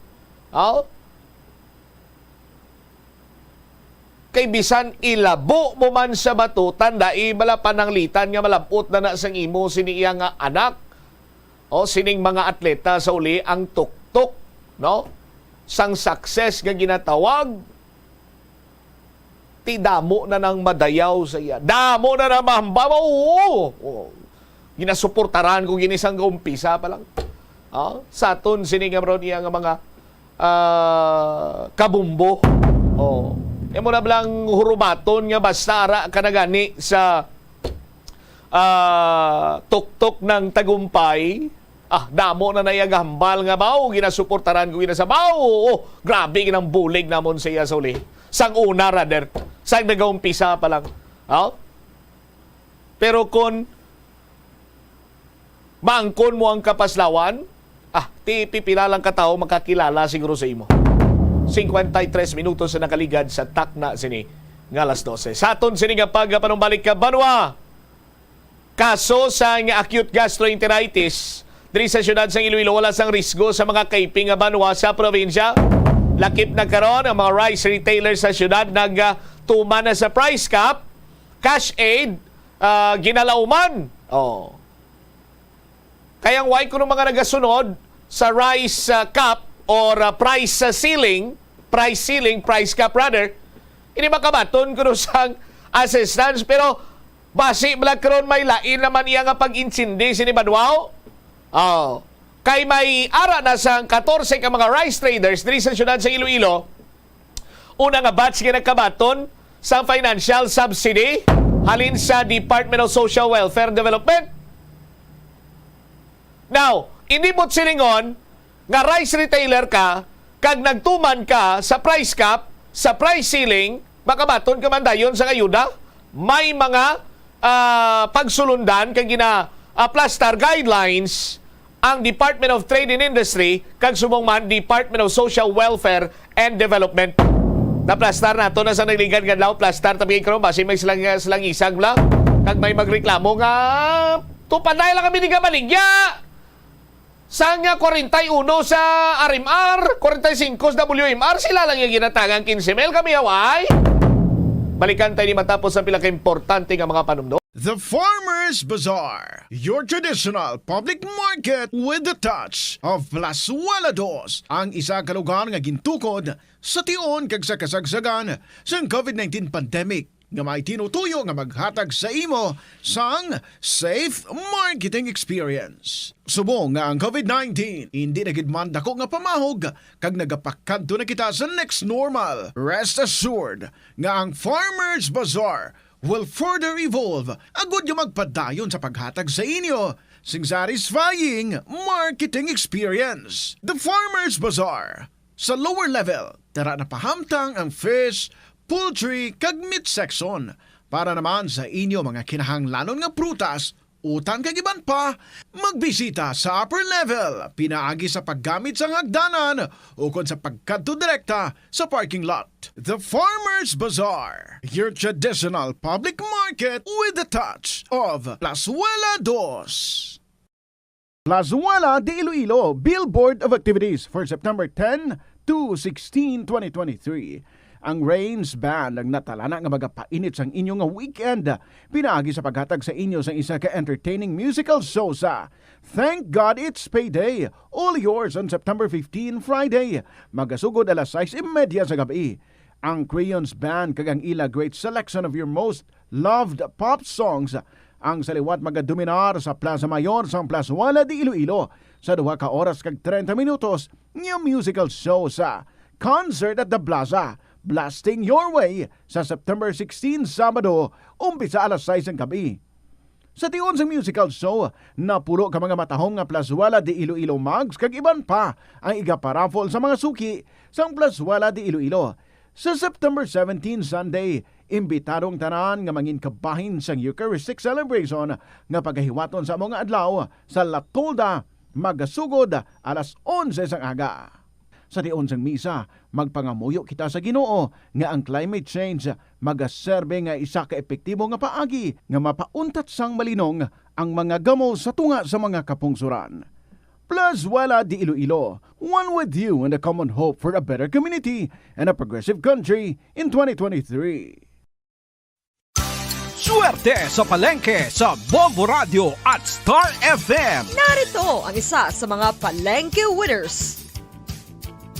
Si Mariani Pilas-Pilas Talangkines sang inagdangan source sa Raga, Iloilo. Nagdaog sa 7 swerte sa palengke sa Saraga Public Market. Naggamit ako sang proof of purchase nga efficacent oil. Nagdago ako sang 500 nga cash, ari isipon ko 100 pesos, 200 pesos, 300 pesos, 400 pesos, 500 pesos. Kag isa ka balde nga gift pack valor 800 pesos nga nasulod sa orokan nga balde. Gamiton ko ang nadaog ko sa kinanglanon sa akon Iloy. Nagapasalamat ako sa mga product sponsors kag sa Bombo Radio Philippines. Basta Radio, Bombo, Star FM, it's all for you. Kauntasan, La Paz Batchoy. Ang Iloilo ang kilala bilang home of La Paz Batchoy. Mahimo kagid nga maglibot sa Iloilo, mag-food trip, kag ikaw mismo ang maghusgar kung ano ka namit ang La Paz Batchoy. Pwede mo gid ma-enjoy ang La Paz Batchoy nga may pandesal kag puto. Butangi man sang gamay nga paminta kag patis ang sabaw. I-mix sang maayo. Kag enjoy. Kung kulang pa kag wala pa nabusog, pwede gid nga magpadugang sang sabaw. Yari ang mga household level fire safety measures nga dapat tandaan agud makalikaw sa sunog sa balay. Hindi magbutang o kung magtipon sang flammable substance o kung chemical nga makatugas ang sunog sa kusina o kung sa sulod sang balay. Ipalayo man sa mga kabataan ang pospro kag lighters. Patya ang kalayo kag baga matapos ang pagluto sa kusina. Siguraduhon nga wala nagasungaw kag pirmi limpyuhan ang mga kerosene kag gas stoves. Tandaan, ang paglikaw sa sunog sa sulod sang balay, responsibilidad sang bilog nga pamilya. Atensyon sa mga mahilig magamit sang aircon. Nagpaandam ang medical expert batok sa mga balatian nga mahimo makuha gikan sa sobra-sobra nga paggamit sini. Sino ka Dr. Maria Encarnita Limpin, isa ka experienced healthcare specialist, mas maayo nga checkyaron nga malimpyo ang hangin nga nagikan sa aircon. Sa Bombo Radio Iloilo, impunto, launa sa hapon, diri sa pagpangalagad sa Bombo Radio sa Udto, balik kita diri sa palatuntunan, diri karon sa Bombo Radio Iloilo. Standby sa aton sini nga mga kabombo sa dugang nga mga balita kag impormasyon. Sana siling ko na balik-balikan tato ang dugang nga mga impormasyon na tuhoy bala sa e-scooter sa palabuton siniyang Sabado kunti grandro na naton Setyembre 16. Now, may guaranteed price kita. Kabalo ka mo kung pila ang guaranteed price sa tanan sini nga key areas sa 24 ka mga key areas nationwide. May ara sang guaranteed price magadaog, no? Subot silingon diri iya sa Iloilo may ara man kita sang guaranteed price winner diri. May mabaton sang 20,000 pesos nga cash first prize ina, second prize 10,000 pesos nga cash, no? Third prize 5,000 pesos nga cash, tapos may 5 pagid ka mga winner sang tag 2,000 ka pesos para iya sa consolation prize ina banwa. Pero ay dira nagatakop, no? Kay magrandro ka malang, ti dapat ya may ara pagid sang dugang nga mga papremyo. Diri sa promo sa Bombo Radio kay way tadi gabuhin ka premyo, gadugang lang ta kag ang premyo iya amo nagaulat sa winner naton. Ay sus Maria kagusip. Gani magluwa sa mga cash prizes naton sa Sabado. Sa Grand Draw mayara pagid, no? Sang special prize sa aton sini nga mga kabombo 13 tanan ka mga electric scooter. 13 ka mga electric scooter o kun e-scooter bilang special prices. May ipanagtag sini iya sa aton sini mga kabombo sa 4 ka rehiyon: Luzon, Visayas, Mindanao, kag National Capital Region. Sa aton sini karon nga mga taga Palamati. Tinga pamangkot ka na batian mo na to kinamo nga ang kada sigon niya 30 kilometros per ora, ang top speed sini nagalabot sa 25 tubtob 33 kilometros per ora ang iya sini nga malabutan sa isa lamang ka charge. Ti bumbutsam kung gabi pwede na magamit. Pwede ni magamit gabi o kung gaulan pwede gid. Ngaman kay may-ari ini sang front tail kag brake light, safe gini sa imo sini nga pagmaniho. Bakod pa ini nga scooter or electric scooter banwa kay human ini sa aluminum alloy, no? Solid gid ini kag mapag-on sa pagbiyahe. Ang iya sini nga rueda, ang guma iya sini pamatud-an sa bisan anuman nga terrain kag sitwasyon. Medyo may pulo persa pa ni bisan itaklad mo nito sa ungka flyover. Pwede. Sa aton sini nga mga kabumbo, kung may winner, kung may winner kita, magdaog diri sa electric scooter, pagka nasunod adlaw, hindi gani, pagbaton niya sa iya sini nga, pagbaton niya rather, sang iya sini nga premyo, i-break in tato yun sa may ungka flyover, sa aton sini matag Palamati, kag tama pakapos sini kung i-charge, gaman, pero pariyo lang sa cellphone la, no? Pariyo lang sa cellphone nga, kwaon mo ang i-scooter nga ini, no? Ibutang mo sa ibutangan mo sa iya sini nga charge dira o kon charge port niya. Katulad lamang sa nga cellphone, i-charge mo na 3 tubtob 4 ka oras, full charge naman ina siya, pwede mo naman magamit tayon. Para sa mga kabombo naton kag Star Nation dira, hulog na kamo sa madamo nga entries, kay posible ikaw na ang isa sa 13 ka mga maswerte nga tagdaw sa electric scooter sa Grand Draw sa palabuton sini nga Sabado nga adlaw, Setyembre 16.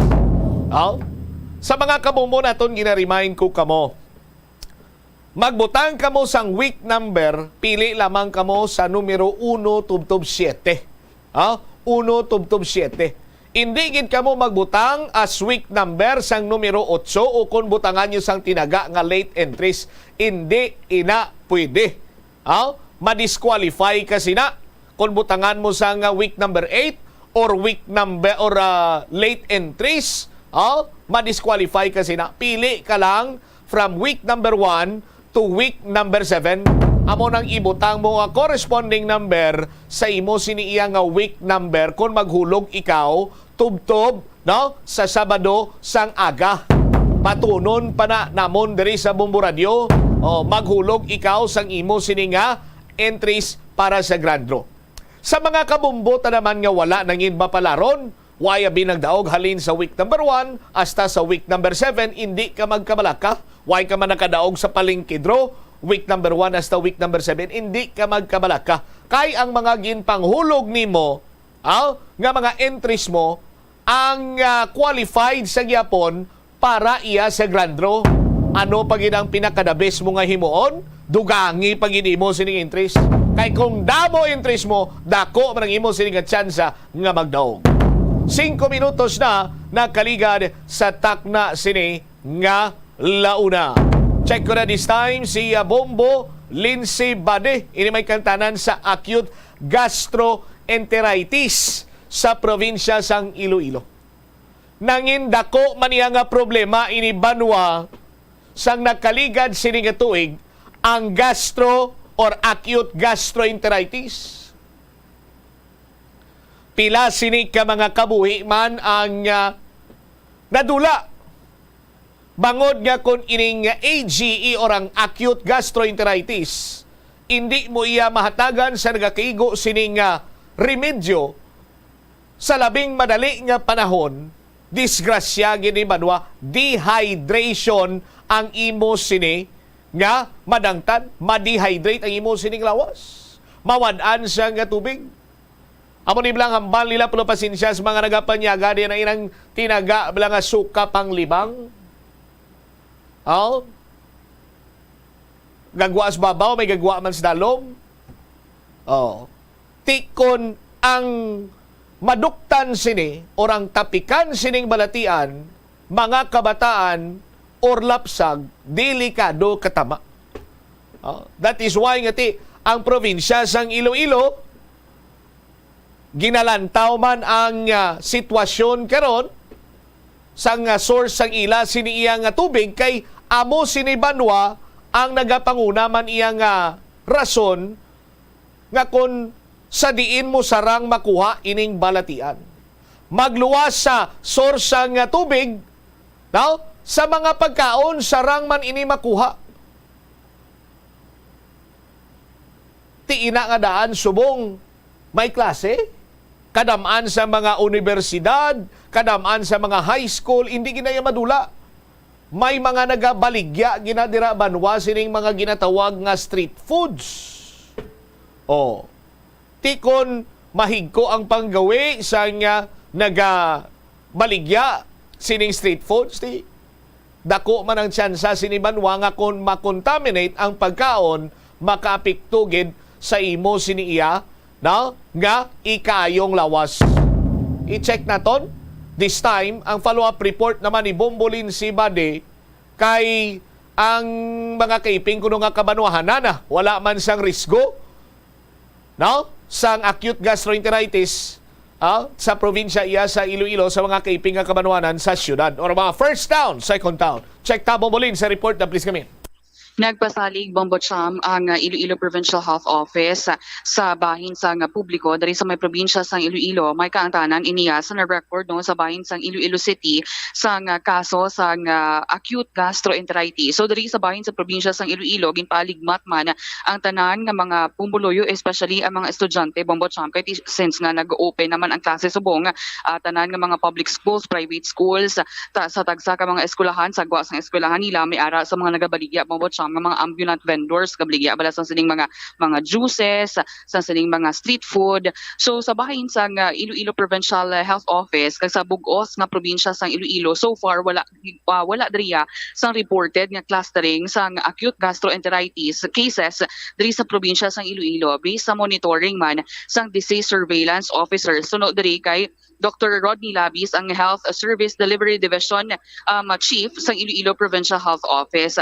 So wala sang risgo sa mga kaiping nga mga kabanuhanan diri sa probinsya, pero ginabisuhan diri sa Iloilo Provincial Health Office ang tanan nga mga sanitation inspectors sang tagsa ka mga rural health units nga siguraduhon gid nga ang tanan nga mga establishments at even ang mga ambulant vendors may ara sa nagakaigo nga permits agod nga masiguro nga compliant sila sa aton nga food and sanitation standards para nga malikawan ang ining foodborne illnesses. Kay base actually sa Presidential Decree 856 o kunang Code on Sanitation of the Philippines, wala sang persona or tao or entity na mag-operate sang food establishment for public patronage without securing Bombocham sang permit nagikan sa local health office. So tanan dapat nga kabaligya sa pagkaon may ara ginaya sang permit from the local health office. Kaya syempre agod nga masiguro naton nga sa matinlo ang ining pagkaon nga ginabaligya nila, mga juice nga ginabaligya nila, kinahanglan magkuha gid sila sang permit. Kaya syempre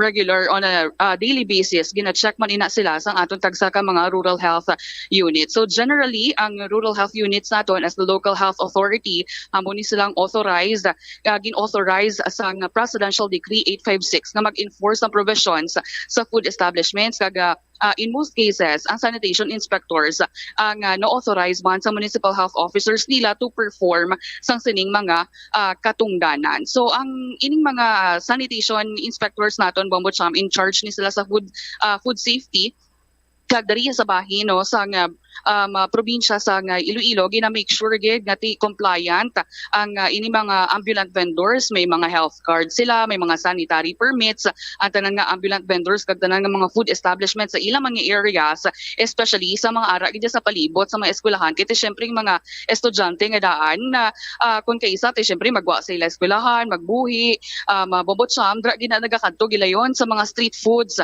kanagabakal sa mga pagkaon nga why kita kabalo kun bala matinlo ang iban panandang-adaan nga mga ambulant vendors naton way pabla sa mga hairnet bombo cham kag ti very delikado gid nga ti base bala contaminated ang ining mga tubig nga tiging gamit nila resulta pa ya sa pag angkon sa balatian, like for example food poisoning kag kung hindi pag inimagapan base nga ti in kaso por kaso magka-outbreak kita sang acute gastroenteritis.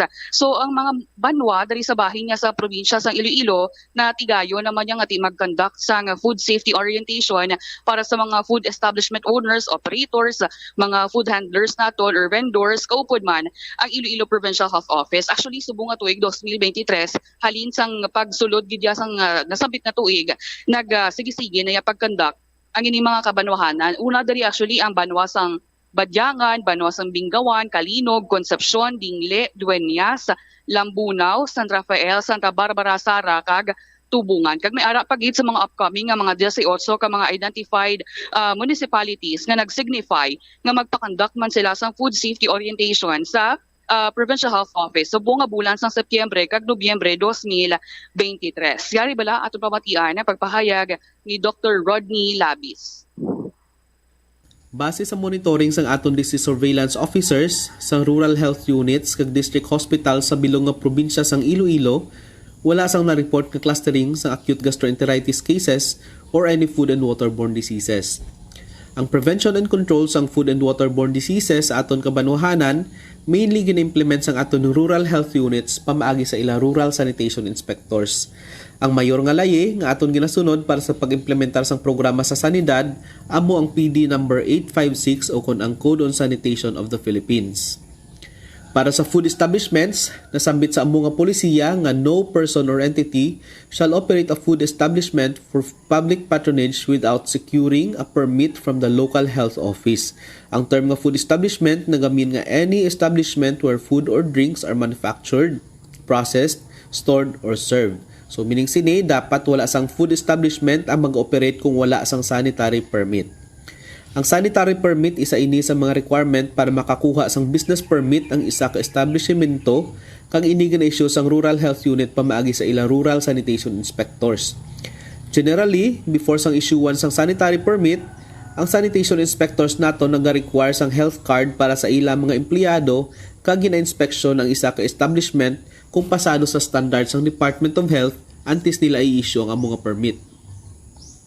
Ang aton nga mga rural sanitation inspectors amo ang gina-authorize nga maging main implementer sa mga mando sang PD 856. Dala sini ang pagbantay sa kalidad sang water supply, food establishments dalan ang ambulant vendors, sanidad sa nagakalain-lain nga nagnegosyo, proper disposal sang dead persons kag pag-issue sang death certificates, kag ang kabilugan nga environmental health and sanitation program. Specific sa food and waterborne diseases prevention, ang mga sanitation inspectors nagakandak sang orientation and training sang food handlers on food safety, proper hygiene, and other relevant topics with assistance sang aton nga provincial sanitation inspectors. Sila ang naga-inspect and monitor sa issuance sang sanitary permits, naga-ensure nga ang households may access sa safe drinking water and sanitation facilities, naga-provide guidance sa disinfection sang water sources, kag gina-monitor ang mga water filling stations, kaupod na ang pagkolekta regularly sang water samples for water testing. Kag regularly naga-submit sila sang reports sa Provincial Health Office and Department of Health kung may mga kaso sang food and waterborne diseases sa ila kabanwahanan in coordination sa ila local epidemiology and surveillance units. Kung sa inspection sang sanitation inspectors sa mga food establishments, may ara sila nakita nga mga violations sa provisions sang PD 856, kung minor lang man, ila ini gina-supervise ang owner para makorek. Pero for major violations, ginobrahan nila i-report ang ila findings gina-endorse sa mayor as their local chief executive and sa kay mayor na magahalin ang mando for closure kag kung anuman ang nagakaigo nga aksyon. Ini tanan ginapatuman para masigurado nga ang aton food establishments ginasunod ang minimum nga requirements para masigurado nga matinlo kag safe ang mga pagkaon nga ginabaligya kag ginaserbe sa mga customer. Kag ma-minimize ang pagkontamina sang higko sa pagkaon nga pwede halinan sang food and waterborne diseases that might compromise the health of their consumers. Nabatian po Botcham si Dr. Rodney Labis, ang Health Service Delivery Division Chief sang Iloilo Provincial Health Office. Dapat sa aton sini nga mga kabombo mangin responsable man sila, hindi lamang iyang ang mga vendor dira, pati man ang mga bumalakal dapat kabalo man sila maglantaw kag isa man sa mga pamagi agud malikawan naton ang anuman nga mga foodborne diseases. Siguro before kita magkaon maghugas kinanay sa kamot pumulens. Yes, insakto gid Bombo Cham, especially mga kabataan gid ya Bombo Cham sa subong nga mga tinion, bangod nga ti sila gid na iyang prone sa sining mga balatian, kunti sila dara magsagi ka binakal no sagwa sa ilang eskwelahan, kiti way man kita kabalo kon paano na nila ang ilang food handling. Ina mas maayo gid siguro kung may ara gid sila sang permit, kagti permi bigin na check no sa sining mga health officers kung paano sila magluto daraya or magginawi bala sang ilayang pagbaligya sa sining mga estudyante or maging man sa mga kaiping mga workplaces Bombo Cham. Ang ina may ara man na sila sa mga permits, may mga sanitary permits man na sila. Tsakto tong hambal mo Bombolens pagin isa sa mga nagakadapat pasiguraduhon gid.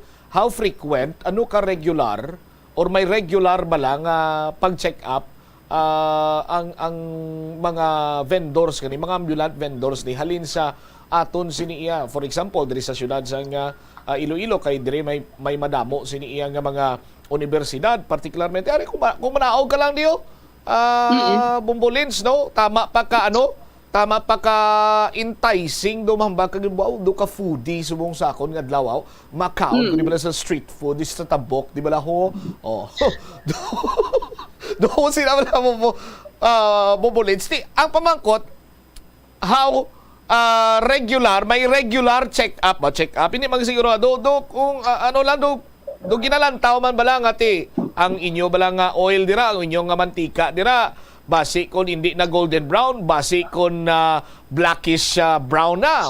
Do mga amo sila bala Bombolens, may amot lang kon amo ni ka masunson ang aton siniyang local government and hindi lang kay sa syudad kundi lakip man kung tani sa probinsya man sa Iloilo kay may mga eskwelahan man to dapat may mga sanitary inspector sini sila nga nagakadto gid sa lugar kag nagapangusisa. Amo man gani isa sa mga challenge man Bombo Cham sa bahin no sang mga rural health unit officers naton, municipal health officers ang ining pag-implementar or ang enforcement sa sining mga like for example pag-inspect man no sa sining mga ambulant vendors naton kay ti kun latawon gani naton diri sa Iloilo City nga ti kagamay man lang sa syudad sang Iloilo do hindi pa gani mapermi Bombo Cham ang ining pag-inspect, how much more abi sa probinsya sang Iloilo kay ti nakadepende man ina sa tagsa ka local government units kung saan sila i-require nga i-check ang ining mga ambulant vendors diri sa may ilang matagsa ka mga lugar Bombo Cham kay hindi man buot silingon nga dra man lang sila dapat sa banwa ma-check kay kadamo man sa mga barangay sa isa ka banwa or isa ka munisipalidad nga kinahanglan man nila nga i-check Bombo Cham kay syempre ang iban nga mga estudyante nga daan kung for example kung gatiga kinot ka man niya sa imo nga balon ang iban diri syempre mas pilion na lang na magbakal sa mga sagwa nga mga baligya kaya mas makatipid sila, mas makakaginot sila, kaya tinubo ang presyohan ay Bombo Cham. Just like diri man sa aton sa syudad sang Iloilo, sa mga sagwa, sa mga eskwelahan, bisan gani sa mga universities and colleges,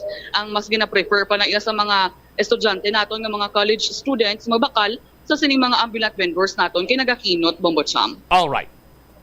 Ini si Bombo Lindsay Ermitanyo Bade para sa #1 and most trusted radio network in the country, ang Bombo Radio Philippines. Basta Radio, Bombo. Salamat gid Bombolens kung kalabanan sini sa mga bakal sa mga ambulant vendors.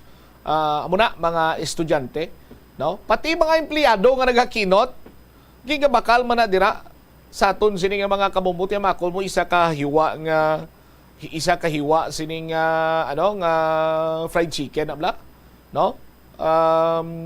Sa aton sini mga ambulant vendor mabakal mo na iya 20 pesos, no?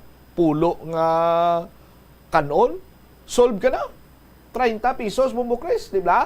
Unlike ya kung makita ka di sa mga kulo karinderya, ang isa ka hiwa sini nga manok is pila na baligyan na 35, 40, 45.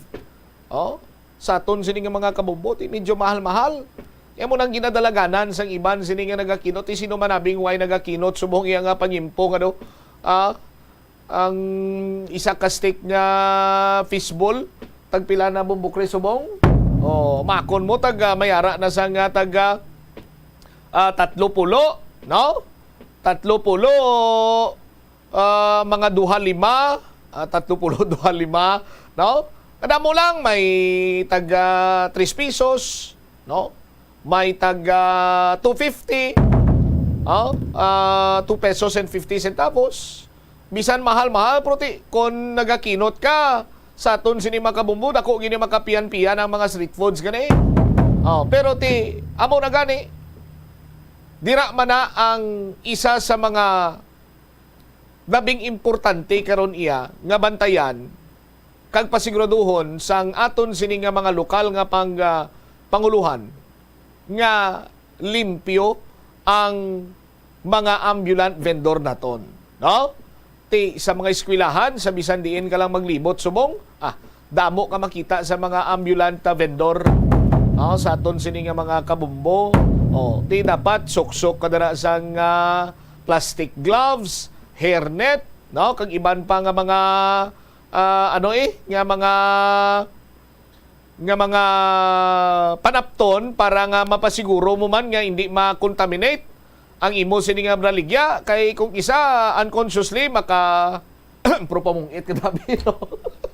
Maka propangalot ka sa imo sini nga ulo dira, kung din dira nagakatol mo tapos do sa waay malang magalo ka naman to sang imo sini nga sansaw o masandok ka naman to sang imo sini nga baraligya sini nga pisbol, quick kikiam, kag kunano ba dira, di nagakadapat nga mag-practice gid sang proper hygiene ang aton sini nga mga ambulant vendor man. 23 minutos na kaligad sa takna sini nga launa. Pagbalik ta, istoryahan ta na ni ang ayuda sang Department of Social Welfare and Development, 15,000 pesos para iya sa mga rice traders nga nagsunod sa price cap or price ceiling. Ting iban sini nga mga rice retailers nagtuma naman kuno sa price cap kag nagalaom sila nga matagan man sila sa 15,000 pesos nga ayuda. Amo niyang klarohon ta sila diri banwa kay basi magambabla raw ng iban nga ang tupada namon nagligad to. Why man sila nagsunod? Kami nagasunod na karon kay nagsunod sila sa price cap. Sila pa yang ginayudahan nga mas una pa kami patuman sa ila. Anong plastada man, ano ang guidelines sa liwat ipatahag naton ina later karon. Diri man sa aton sino nga pala tuntunan para malikawan ta ano man nga say isang pinuisay kag silang isag. Balikan tay ning duha ka mga balita, no? Konektado nga balita with the Bombo Gladwin Agustilo and Bombo Angel Tan sa aton sini pa rin nga pagpangalagad pagkatapos gilamang sa pila ka importante nga mga panumdum. Sa pagbugtaw mo sa aga, cold baladayon nga tubig ang imo ginainom? Ay, dali lang. Wait a minute.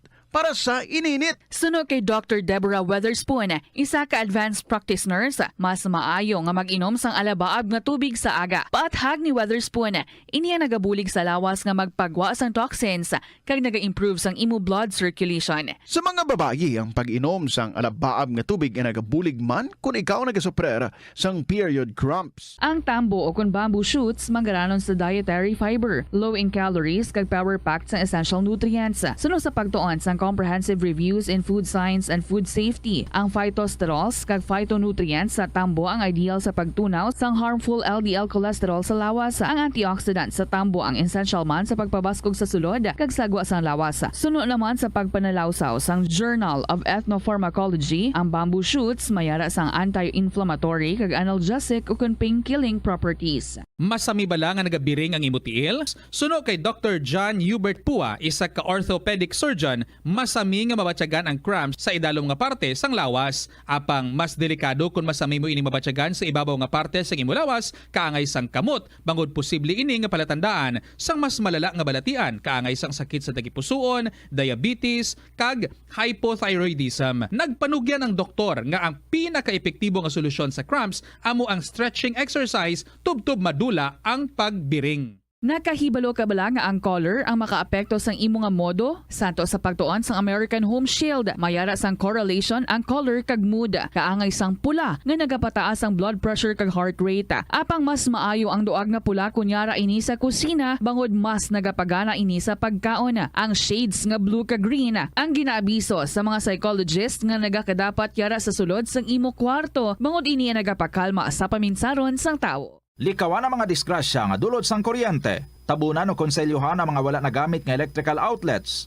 Ihaboyo kung ipa-repair ang mga electrical items nga may samad nga cords. Hukson sa saksakan ng mga electrical appliances antes ini i-repair. Hindi paghuslo na mga plug halin sa outlet nga ginabutong ang cord kay basi mabugto ini. Hindi pagpunon sa nakasaksak nga mga appliances o kon gadgets sa mga salaksakan. Hindi magtandog sa electrical appliances kung basa ang imo mga kamot. Likawan ang pagsaka o kung pagtandog sa puno o kung sangasang kahoy nga may nagalaylay nga kuryente. Ang kasubo kag depresyon ang hindi pareho nga balatyagon. Ang depresyon ang hindi gulpiyada lang nga nagakatabo sa isa ka tawo. Masami man nga ginakabig sa mga tawo nga depressed ini bangod sa kasubo nga nagakabatyagan. Ang kasubo temporaryo lang nga nagakabatyagan sang tawo kag masami nagadugay sang pilalang kaadlaw. Samtang makabig naman nga nag-experience ikaw sang depresyon kung masobre na sa 3 ka bulan nga nagabatyag ikaw sang kasubo. Importante nga mahibaluan ang mga naga-trigger sa nga mga balatyagon, agud nga mahibaluan kung paano ini nga bulngon. Umpisa sang pandemya nangin mas conscious na ang mga tao sa personal hygiene bilang kabahin na sang COVID-19 prevention. Apang magluwas sa COVID-19, madamo pa sang iban nga germs kag virus ang kinahanglan likawan agud hindi mag-angkon sang sakit. Yari mga proper hygiene practices nga dapat muhimuon agud maligawan ang nagkalailain nga sahay isang balatian. Insakto nga paghugas sang kamot, pagpaligo adlaw-adlaw, pagpabilin sang good oral hygiene, pagsunod sa cough and colds etiquette. Ang simple nga paghusay sang buhok ang may pila ka maayo nga benepisyo sa lawas. Sunod kay Arthi Ragurama, founder sang Dega Organics nga nagaproduce ng handmade bath kag body products sa New Delhi, India. Ang mga tawo nga may dry hair, ang masami hindi mahilig nga maghusay sang buhok bangod sa kahangawa sang hair fall. Apang ang masami nga paghusay sang buhok ang makabulig sa blood circulation sa aton nga scalp. Naga-nourish man ini sang hair roots, naga-promote sang growth, kay nagabulig man agod nga malikawan ang hair loss. Nga ginadubilian ang iligal nga droga.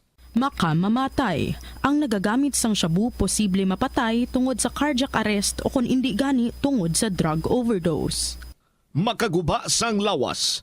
Makadulot ini sang pagkaguba sang kidney o kung pag-angkon sang hepatitis. Posible man nga malatnan sang acquired immune deficiency syndrome o kung AIDS. Maglikaw sa iligal nga droga para sa matawhay kag malinong nga komunidad kag pamilya.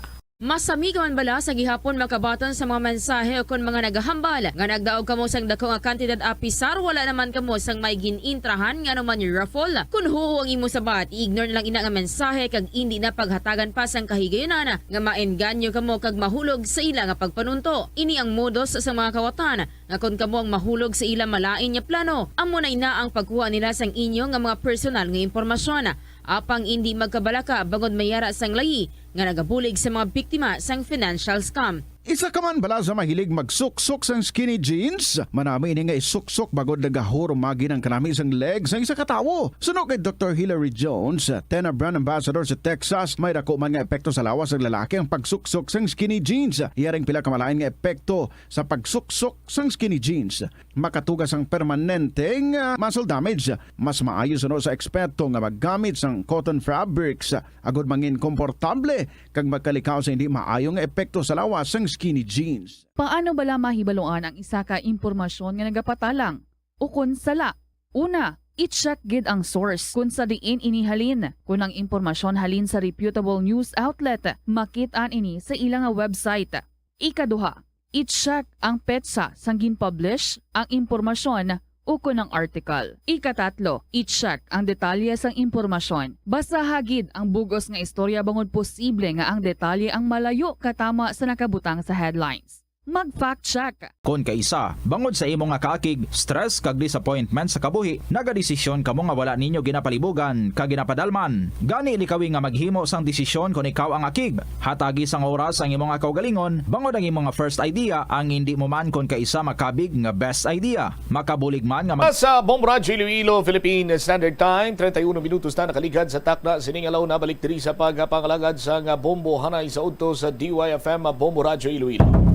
Standby, no? Iunahon kong report ni Bombo Gladwin Gustilo kay mga rice retailers sa syudad nagtuman na sa price cap, cash aid assistance, ginalauman. Pero sa sugpon karon ni Momo Angel, plus tartaman, kay may 14 na ya ka mga rice traders diri sa syudad nga nakauna na or nahatagan na sang ayuda nga 15,000 pesos nga cash, no? Diri sa Region 6 halin sa DSWD. Plus tarta na karon sa aton sinima ka Bombo. I-check ko na si Bombo Gladwin Gustilo. Glad sa report, please come in. Bombo Champ, pila ka mga rice retailers diri sa syudad sang Iloilo nagtuman na sa price cap sang implementasyon sa idalom sang executive order ni Presidente Ferdinand Marcos Jr. nga dapat mangin 41 pesos ang kada kilo sang regular milled nga bugas samtang ang mandated price cap para sa milled rice ang yara sa 45 pesos kada kilo. Bombo Champ, padayon sa gihapon ang baligyan diri sa regular milled rice nagimo na 41 pesos. Ang presyo sang bugas ilabi na sa mga local rice. Sa interview sa Bombo Radio Iloilo kay alias Bibing, akin sinakatuig nga rice retailer diri sa Iloilo Central Market, iyagin payag Bombo Champ nga nagtuman na sa amo nga executive order sa nga Pangulo tungod nga barato na ang hatag sang supplier dako ang iya ginakapital sa pagbakal sa mga bugas nagikan sa ilang mga supplier. Bisan gamay lang kuno sa iya, ang ginansya importante nagsunod na siya Bombo Champ. Bali Bombo Champ ang 2,000 ang bakal sang isa ka rice retailer diri sa supplier kaga 50 kilos ini kaga ang baligyan tini 41 pesos kaga 1 peso lang ang iyang ginansya. Pagtubong ginabaligyan niya ang iyang regular milled rice sa 41 pesos kag ang milled rice 45 pesos na Bombo Champ. Yari bala itong pamatian si alias Bibing kinsi katuig ng rice retailer diri sa Iloilo Central Market. Di wala ka man mahimo kaya mo nang ilang implementation nagsunod kami bisan perde kami. Wala kami ginansya, ginutis lang kami sang bakal. Kira bakal mo sa supplier sa bukta ang latest?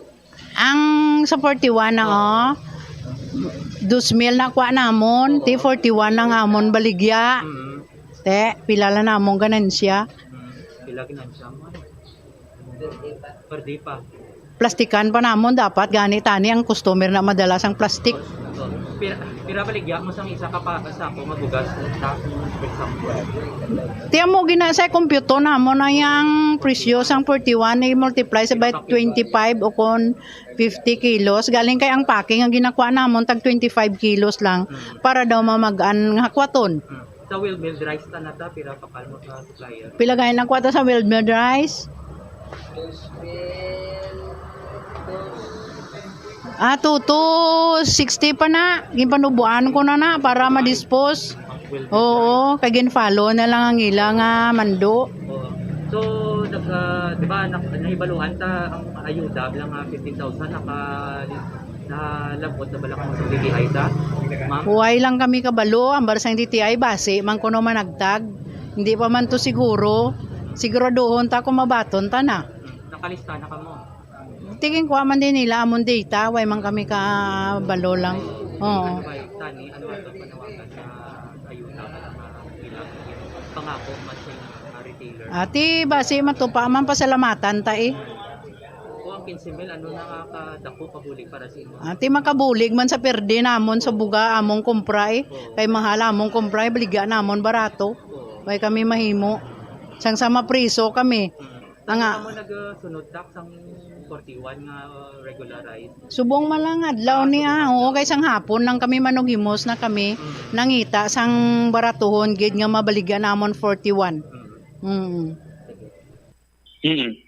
Ato nabatian si alias Bibing, 15 years na nga rice retailer diri sa Iloilo Central Market Bombo Champ.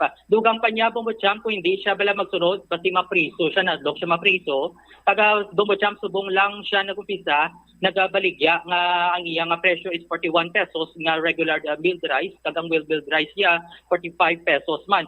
Bumbatsa pisa man diri ka rice retailer ang aton na nalabot suno sa iya nagnubo-nubo naman ang presyo sa ginhatag ng supplier sa iya. Una 2,250 ang hatag ng supplier, subong na 2,000 na ang baligya. Iya man ipabutya nga dapat kontrolon man ang presyo sa mga supplier. Ya libera ato pamatian si Susie Hukon, 23 years na nga rice retailer diri sa Iloilo Central Market.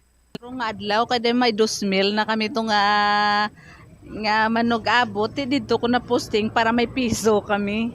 Pila bakal sa subong ta, pila ang bakal sa supplier siguro ang bakal? 2,000 ti piso lang na amon. Oo. Taga kilo? Oo. Sa 41. Sa regular milled rice, pero sa milled rice lang mga bakal sa Well milled ini 42 pa ning kapital, so 3 pesos. Siya. So, di ba ang DSWD may pangako balang magatag sa 15K nga ayuda sa inyo? Nakalabot na bala diri sa may schedule na kamo? Ma'am, ambot daw subong kuno nga adlaw kag buwas, ambot wala pa man siya nagto. Oo. So, nakapalista na kamo, ma'am? Ginlista man kami to sang DTI, DTI. Pero wala kami ginabala kung saan basi buwas kuno o subong o kun buwas. So, kung 15K matupagin man, ano na kada ko ang bulig sa imo, ma'am? Bilang isa dako na siyempre dako na baka lamon pero ka dya piso na lang amon nga ginansya at least makatabang-tabang man sa amon plastikan pa na namon ang piso bala panawagan natin tani ang ano tani ang mga supplier panubunubuan man nila para bas interest na lang okay lang kami. Pero nakakita ka ng mga barato ng supplier, ma'am? Amo to inog-deliver pa subong 2,000. Ato nabatian si Susie Hukon, 23 years na nga rice retailer diri sa Iloilo Central Market, Bumbotsang. Alright. So, member ini sila, tawag sini gani, registered ini sila, nagkanto bala sila dira sa ila dira ang tawag sini gani ang DTI. Yes, Bumbotsang, bali nakalista naman sila sa bali kahapon nagkanto ang DTI sa ilang area. Agud bala Bumbotsang, malista man sila kay qualified man sila.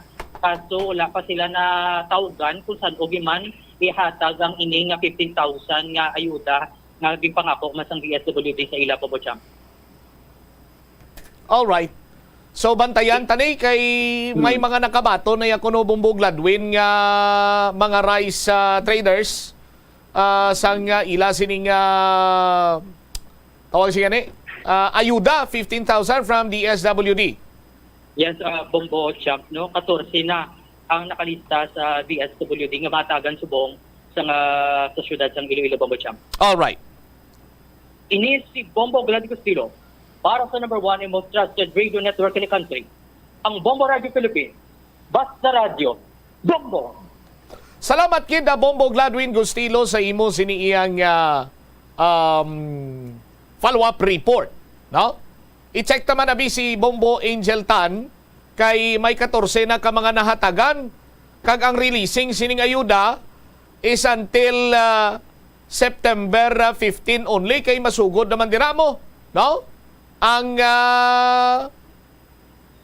or 14 rather kay ti September 15 as per information na masugod na ang campaign period or ang election period, so hindi na pwede makapanagtag sang kwarta pa ang gobyerno. Check tabi si Bombo Angel Tan sa sining mga nauna na nakabaton sang ayuda from DSWD. Bombo Angel, sa report, please come in. Jel? The Philippine Standard Bombo Time. All right, go ahead.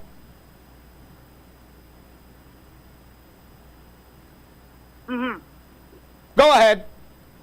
Yes, Bumbotsang, subong nga adlaw nagkahatagid o kung napatigayon na panghatag ini let's just say subsidy man sa bahin sang mga rice retailers diri sa may syudad sang Iloilo. Bombotsam initially nakabaton diri ang 14 tanan ka mga rice retailer sa bahin sang syudad sang Iloilo kagati taga 15,000 ini kada isa sa ila Bombotsam. Sa interview sang Bombo Radio diri kay attorney kay attorney Carmelo Nichete ang DSWD Regional Director iya gipahayag Bombotsam nga one-time grant gid lamang inigit panghatag nga bulig taga so far ang subong adlaw ginuna diri ang Iloilo City pinakauna ini sa bilog nga Western Visayas pagasundan ini siya subong nga hapon sa area sang Bacolod kag patiman sa may Antique, Capiz, Aklan and Guimaras, Bombotsam. Ginpatag diri sa aton ni Attorney Nochete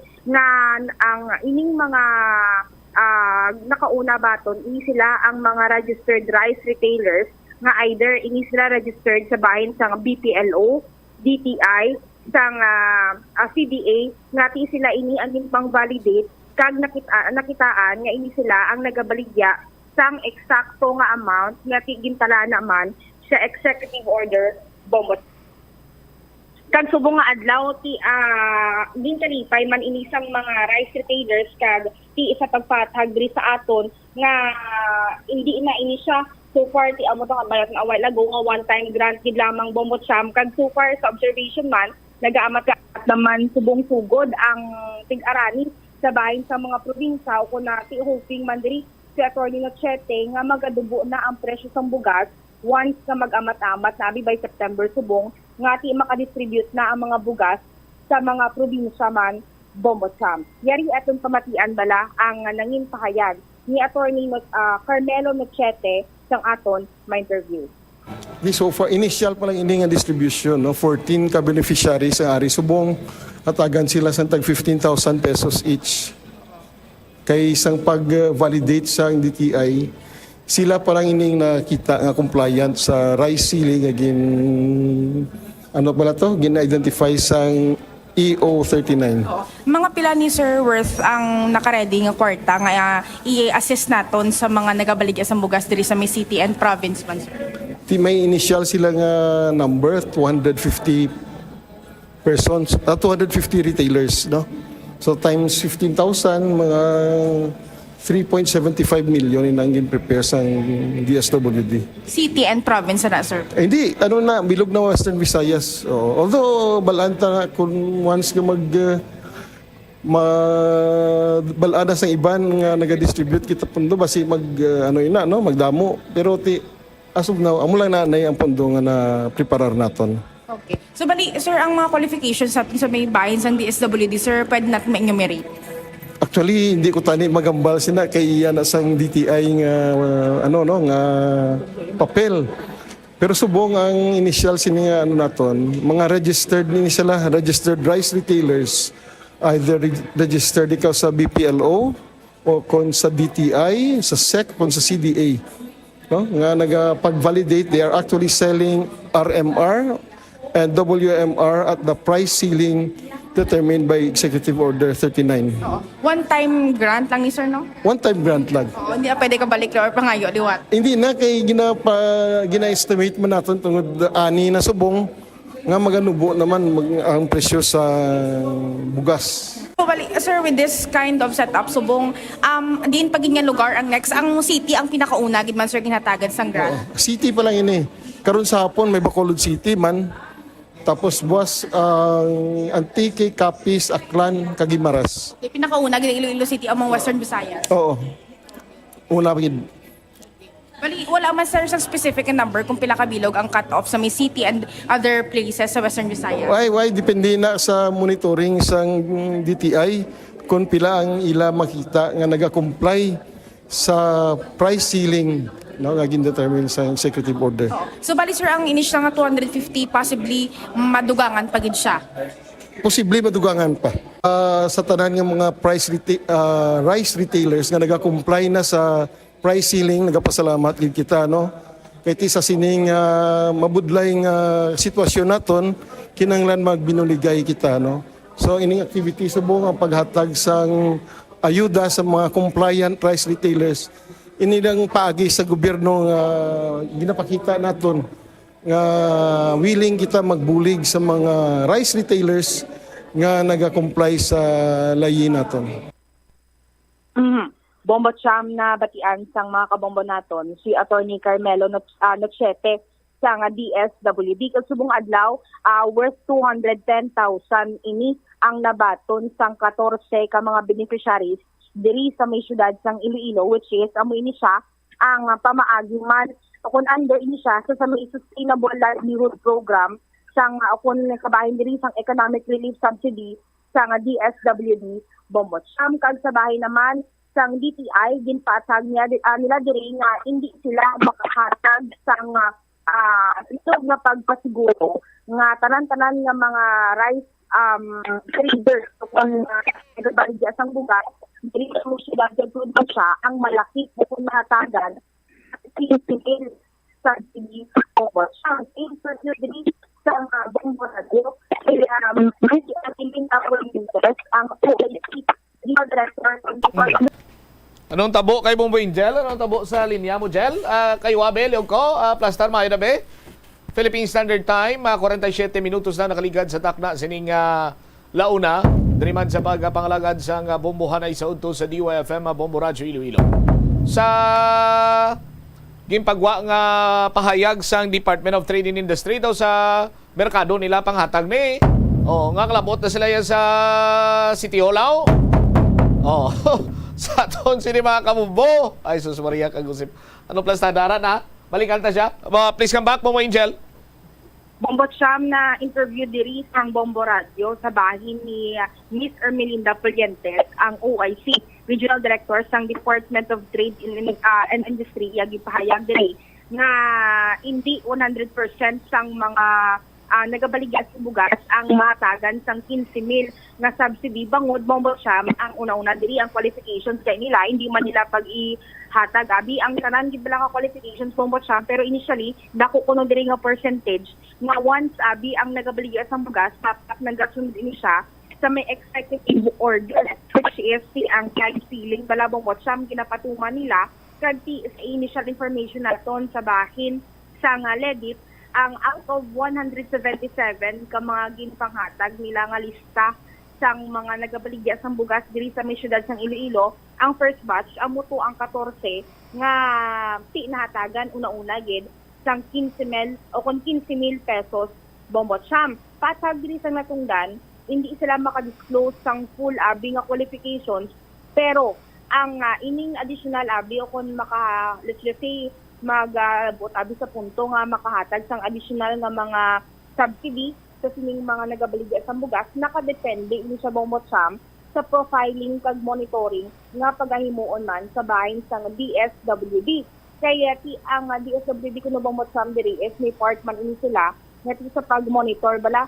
Pero sa ang DTI naman is niara man sila nga i-surprise inspection kit nga Bombo Cham bala nga in a way bala nga sila ini makalantaw maka-check yar if ever ini nga mga nagabaligya sang bugas naga-comply gid man sa executive order Bombo Cham. Yari at pamatian bala ang nangin pahayag ni Miss Ermelinda Pulientes sang aton ma-interview.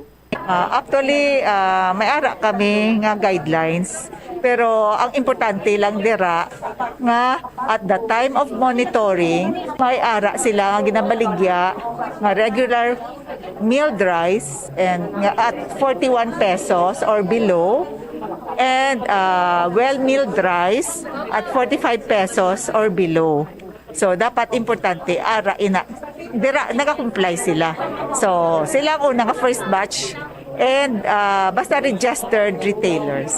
So bali ma'am sila pa lang ni ang unang batch and probably madugangan pa sila all over the city. Oo. Yes, kay initial sa profiling namon amo ang nakita, no? So bali para damdamo di subong ma'am sa mga nagabaligya sa bugas pero pasiguro sa ila nga madala sila sa gihapon sa listahan once ma-comply nila ang mga kinahanglan sang DTI ma'am. hindi ko na kasiling, no? Kasi syempre may monitoring pagid mo. So, hindi na one time nga monitoring, kundi nga may ara nga mga spot checking man. So, basta ang importante na sugura na namon. No? Ang amo niya, ma-facilitate lang kami, mabulig lang kami sa Department of Agriculture in terms of the validity or the legality of the retailers. So far, ma'am, out of pila ka kabilog nga listahan ang ginhatag sang LEDIP sa inyo ang mag-invalidate ninyo? Hindi na ko kahambal sina. Pero tamo ni sila, ma'am. Depende sa ilang ginhatag sa amon provincial office. So bali ma'am, first time o kung first ni siya nga payout, ma'am, pero and roll out may ara pagid several places nga maka-receive man sa sining grant, ma'am. Depende sa profiling kag monitoring nga matabo later on. Pero sa city, ma'am, may ara pagid sa province separate na, ma'am, no? Depende tanawon gani kung diin gid ang pinaka siguro damo or whatever base depende base per district. Bombo Cham na batian sang mga kabombo naton diri si Miss Ermelinda Pulientes, ang OIC Regional Director sa Department of Trade and Industry. Amo tong baliya base depende pa sa monitoring nga pagaymuon at the same time profiling kay base in the area abi sa province base abi per district ini siya Bombo Cham, pero diri sa city amo to initially 14 ka mga rice retailers ang nakabaton sa tig 15,000. Kada diri naka-istorya man kita sa isa ka rice retailer nga sa may area sang Haro Small Market bala Bombo Cham nga nabaton niya ang 15,000. Nagambal ini siya nga ginakalipay gid subong Bombo Cham nga biskan pa paano may ara ini siya nabaton nga parang subsidy nga ti makabulig-bulig man sa nanging sitwasyon niya way back kaya ti amo to ang since implementation sang iyo bala Bombo Cham wala man siya sang iban ni himuon kundi panubuon man ang presyo sang bugas naging pamakal niya. Sa interview diri sang Bombo Radio,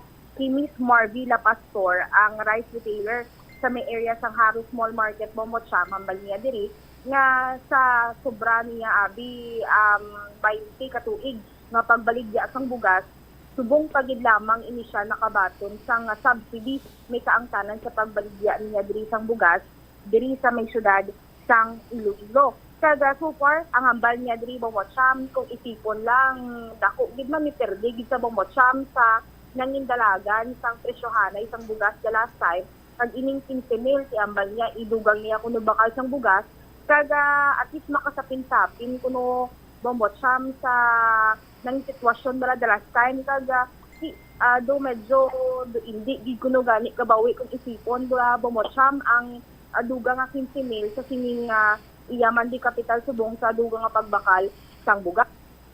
Pero ang baniya nga wala man di sang dapat nga obrahon kundi magsunod man sa kung ano ang pagsulundan nga di dapat o kundi naman do man the last time sang gobyerno kag subong amo ina siya nga isa siya sa mga na-monitor sang DTI na naga-comply sa executive order Bombo Cham. Yari eton pamatian bala ang nanging pahayag ni Miss Marvila Pastor sang aton ma-interview. Assistance sa ginhatag ka aton nga government ibakal naton isang aton nga bugas nga regular kag ang mga wheel milled rice nga pwede maginansyahan. O kag baka bulig man sa mga tawo nga hindi gawa maka-afford ka mga wheel milled rice, kung may display ka nga mga regular pwede nanda mabakal. Tiga pasalamat man kami kay gintagaan kami ayuda kay sa pokaperdihan bala ka bugas nga ginbaligya namon nga nag-golpila ang presyo nagnubo. Subong ma'am, ano ang samaw na batsyagan nimo since nga ti ara na ang kwarta kag makabulig man kamo nga ti makabawi atong ginang naperdihan niyo last time, ma'am? Ti happy man pero hindi igawag gid kabawi. Tama-tama lang, okay lang gid nga may ginhatag nga financial assistance at least nakabulig. Ang 15,000 do alang-alang do kulang pagawa, ma'am? Okay na lang na kaysa waay. Sa pila ka nakatuig ang nagabaligya sa bugas? Since 1999 until now, Haro Small Market. Only first time gid ma'am nakabaton kam subsidy, no? Oo, sa rice. Ano nga mga sitwasyon so far sa may Haro Small Market ang magkaka-encounter ninyo regarding diri nga ti ang mga bumalakal nagapamangkot sila or kamo man mismo nabudlayan kamo sa pag-implement gid mismo sang EO last time? Oo, ang ang ni tawag, nabudlayan man ti bisan paado lang dyan, makabara baligya ka lang. Perdikit. Pero hindi man kit tama gid ay ti kina man niya bugas kinapadilagan man niya pricing ka bugas nga nagaarabot. Oh. Ma'am, sang time nga to para nga ti makalaga sa price ceiling, anong ginubra ninyo? Di ginus-us mo yung presyo kabugas mo kaysa hindi ka magsunod sa mga rules and regulations ka dakpon po. Bombo Cham, na batian sang mga kabombo naton si Miss Marvy La Pastor, rice retailer sa may area sang Haro Small Market. Alright. Ini si Bombo Angel Pichiliertan para sa number 1 and most trusted dito sa country, Bombo Radio Philippines. Basta Radio Bombo. Salamat kid Bombo. Angel Tan sa imo siniyang follow-up report. Ang iban nagambang ati mayuman kay may ayuda, ang iban ti do hindi pa makatrespasser, pero ang importante sila nga may ara bisan pa paano do hindi kita matamaan la. Check ko naman this time si Bombo Jomar Villa. Hingagaon ko lang balita ni Bombo Jomar, update ni sa shooting incident sa may distrito iya sang La Paz. Ang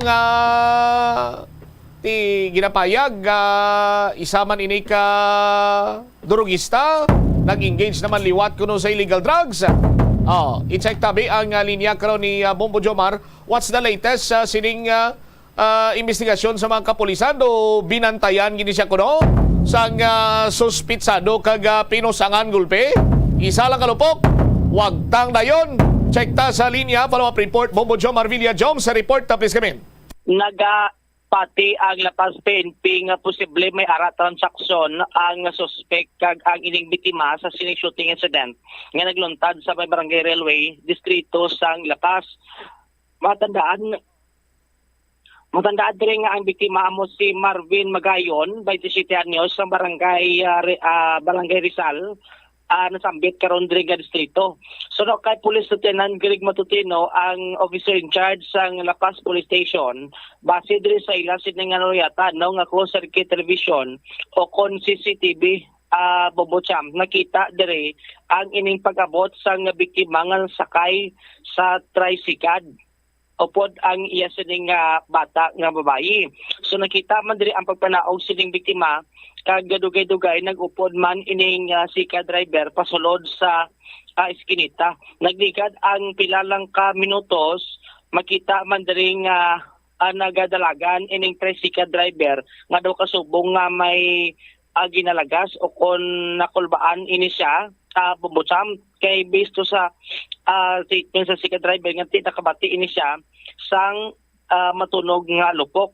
So dito makita man diri sa closed circuit television nga dugay-dugay may nagdalagan pagid nga bata nga babayi nga mo ning bata karon niya sang sining biktima kung sa tinatiruhan na gali ang iya sining amay Bombo Cham, no? So dito nga nagkapatikayon sa follow-up investigation ang otoridad kung sa taken interrogito nila ining sika driver kag natukiban gani nga may ara ini sa diferensya no sa pang ino-ino kung sa diin why naging pa undergo ini sang parapin test kag gin-release na lang sang Lapas PNP station. So no diri sa natungdan Nasis Manila diri nga tiway sang ikasarang no nga magpatay abi ining sika driver kung sa gid man agil tudlo diri karon nga suspect.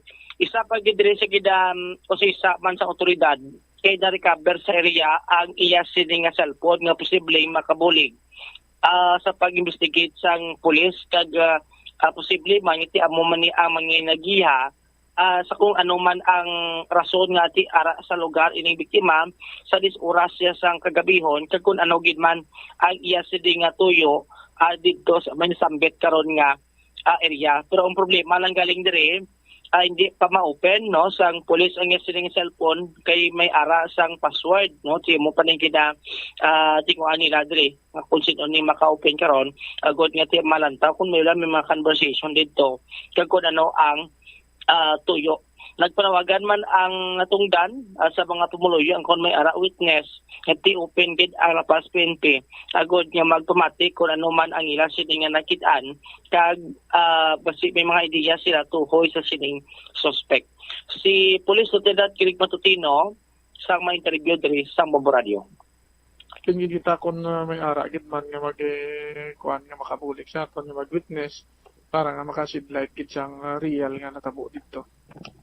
Subong kamo sir may ginasundan na kamo nga person of interest? Ginakuan kami ba't din na ongoing sa sige pangamon nga pangalap sang other nga ebidensya para nga makakuan gid naton mapinpoint gid naton kag kun may witness nga makabulik sa aton sa mapadasig naton ang pag sulbar. Sa mga closed circuit television may ara naman kamo siguro sir nga kopya. Anong assessment naton? Aton nga ano nga dang closed circuit nga nakuha mula to hindi pa gid iti ikuan iti klarado kay ti ang nakuha lang naton ang ilang pagsulod pero ang as for natabo nga dito gid area wala kita ti footage dito. Why pagid sang ano gali arangan do nakita abing suspect? Muna ko din nag-exit sir. Parang ginakuha namon kay kapangita pa ako ng investigador kung dito sa may piyak nga kuan ko may footage ginakuha namon kay ang trisikan to pormiro mo tong iya nga ukot but then amula to ang footage nga nagbuwa sila kag nagano so sa piyak daring area way patat footage nga nakuha either nga basi ko may iban nga tawo nga dito or dito lang gid sa sulod nga area ang tawo nga nagakuan. Ang sika driver, why na ni sa sir sa kaso or madala pa ni kitiway naman sa ginadego sa parapin test? Pinakuan lang naton, ongoing pa man ang aton nga, yung investigation, ito pa man na but then, ang aton ginapangita subong kung sino ang maka-pinpoint kag maka-witness, nga kung sino gid ang nagtiro, kag isa pa, ang ginasundan namon posibilidad nga didto lang gid ang suspect sa sulod man kag basi dira lang nanago man sa dira ang area. So do gintabo lang sa sang biktima kay suspekta sir? Oo, kay amo na gani nga medyo ang konsang tricycle driver ang capability medyo hindi naton gid makuan nga so dako ang capability nga maka-commit sang krimen kay isa na tan-aw ta base ginukod gid man ni siya sang suspect nga makadto dito kaya mo naging sakyan niya kaling di kaway pormero nga initial naton nga siling nila ang tricycle driver. But then sa capability sang tricycle driver nga medyo panisa may kulang gamay kag bisan ng pamilya kakuan man nga hindi masarangan sa tricycle driver so isa namon nga tan-aw man nga ang gulo nga ginupod lang ni ang tricycle driver kag may dito gid ang tawo nga init up siya sa sulod. Ang cellphone ka biktima na recover. Amo pa ang subject namon for forensic examination kay dito mabalaan ta na kung ano ang mga transaksyon nila. Open nyo sir, ma-view yung messages kag messenger ya. Di makuan kayo tungod nga ano ni siya, may password. So pa rin namon, i-subject pa namon for kuan dito, examination. Anong password niya sir? Number or pattern or biometric? Walaan ko na ano ang iyang password kay why man gigay nakakuan di siya iyang mga relatives pa. Si Police Lieutenant Greg Matutino, Director Bombo Champ. Alright. Now, kung nang tawon ta Bombo Jomar, hindi bala taga din siya gani ang biktima, taga Rizal or taga Railway? Taga Rizal Lapas. Taga Rizal Lapas, tapos mapa Railway siya? Tapos according sa kapulisan, dakong posibilidad nga do ginbantayan to siya sa nga suspitsado. Yes. Balik-balikan ko lang gamay kay nagalibog ulo ko paglupok na nung bata ya kay di bla do ginakugos ito. Pag lupok, tigin bayan niya lang kay target ang tatay mo lang. Ganing bata, bumutsam ka, wala gani kabalo ko, di ko na makadto. Amo to nga makita diri sa CCTV. Ang bata, diri nakadto ko, di nagpundo tong sikad la. Sa area, pero wala na tong sikad, amo to nga nagkaran-karan ng tong mga tao, kag dito na siya nakitaan, kaya nag-review na siya. Base diri karon sa kuha man sa closed circuit television. Okay. Kaya mo ning epekto kay hambal to ka tiyo sang biktima, gina sa pupo nila ni kay do ara pa kuno sa ano sa trauma bla sa natabo ni sa iya sining amay bubutsam. Kon sa ulo gintirong amaya ginakugos sa amaya paano bay? Pagpasulod nila to gina ano na lang sa ginasipit na lang siya wala siya ginakungkong. Ang nakita abi kay manigabang nga pagampisa nila pasulod ginasipit tas dalom ginadapit la. May bes man gidogin hakwat yan porte mo na kani moto nga posible nga tilapit kito siya posil kiti sa ko sa ulo ni ko. Lapit na sa anong kabata sa side ya. Pumusaway man sa pilas no based sa pag-assist nila amol na galing do under pa karon sa trauma ining sabit karon nga bata nga babayi. Kung ako yung maglantaw, Joms, gingamit lang to ang driver. No? Moto daw ila type niyang plastada ni sa pagpatay ni sa biktima eh. Anyway, galaom kita nga padalman ni sa aton sini kapulisan, hindi bangod kay nabalaan na karon nga naga-engage ni sa illegal drugs before, nagbalik, suno sa iya sini nga mga himata, mangin case unsolved, another case unsolved naman, ginalauman ta nga tutukan ni sa Lapas PNP mo Jomar. Yes. Kag sa dugang pagida nga mga follow-up sina kay amo nang gina follow-up diri karon ginatikuan man sa Lapas PNP station Bubutsam. All right. Kag sa piya ka bahin dalawon ta na lang ni kay ang ginpalabot to blakapon nga gubato nga dalan diri sa mga area sa Imis del Pilar Street Molo at tinada kayo na diri nang masimento Bubutsam sang Iloilo City Engineers Office at mga loto-lot na do mga 2 plus mana ang hulaton antes nga pwede na bagya no pero antes nga sigapon nataga na ni sa nga solusyon ang ining problema nga ti madugay na gilantos sa nga mga driver kag sa mga nagalabay dire karon sa sambit nga area Bubutsam. All right, sige. Ini si Bumbo Jomar Villa para sa number 1 most trusted radio network in the country. Bumbo Radio Philippines. Basta Radio. Bumbo. Salamat kay da Bombo Jomar Villalapaw rin kita bisa latin no? Sa aton sini nga pagpangalagan anyway balik-balik i-plastar naton sa iban sini manu si Public Affairs Program dugang pagin sini mabalita kag impormasyon. Standby na kamo sa kapon lamang program ko po naman sa kay Tita Regine. Ini si Mombot Shama Blanco Hover gabilin sa imo sang manenay nga hapon may God bless us all. Para sa the number 1 and most trusted radio network in the country ang Bombo Radio Philippines. Basta Radio Bombo.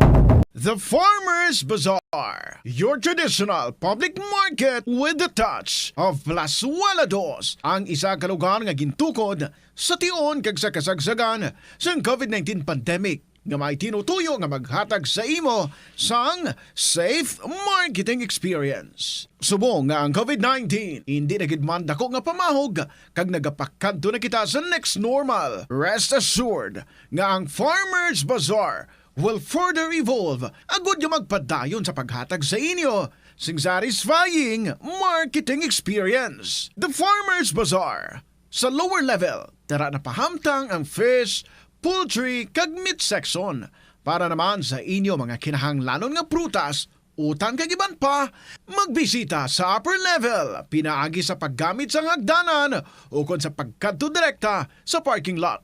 The Farmers Bazaar, your traditional public market with the touch of Plazuela Dos. Plazuela de Iloilo Billboard of Activities for September 10 to 16, 2023. Ang Rains Band ang natalana nga magapainit sang inyo nga weekend. Pinaagi sa paghatag sa inyo sang isa ka entertaining musical show sa Thank God It's Payday. All yours on September 15, Friday. Magasugod alas 6:30 sa gabi. Ang Crayons Band kag ang ila great selection of your most loved pop songs ang saliwat magadominar sa Plaza Mayor sa Plaza Wala de Iloilo sa 2 ka oras kag 30 minutos new musical show sa Concert at the Plaza Blasting Your Way sa September 16 Sabado umpisa alas 6 ng gabi. Sa tiyon sa musical show, napulo ka mga matahong nga Plazuela de Iloilo mugs kag iban pa ang igaparaffle sa mga suki sa Plazuela de Iloilo. Sa September 17 Sunday, imbitadong tanan nga mangin kabahin sang Eucharistic celebration nga pagahiwaton sa mga adlaw sa La Tolda, magasugod alas 11 sang aga. Sa tiyon sang misa, magpangamuyo kita sa Ginoo nga ang climate change magaserbe nga isa ka epektibo nga paagi nga mapauntat sang malinong ang mga gamo sa tunga sa mga kapungsuran. Plazuela de Iloilo, one with you in the common hope for a better community and a progressive country in 2023.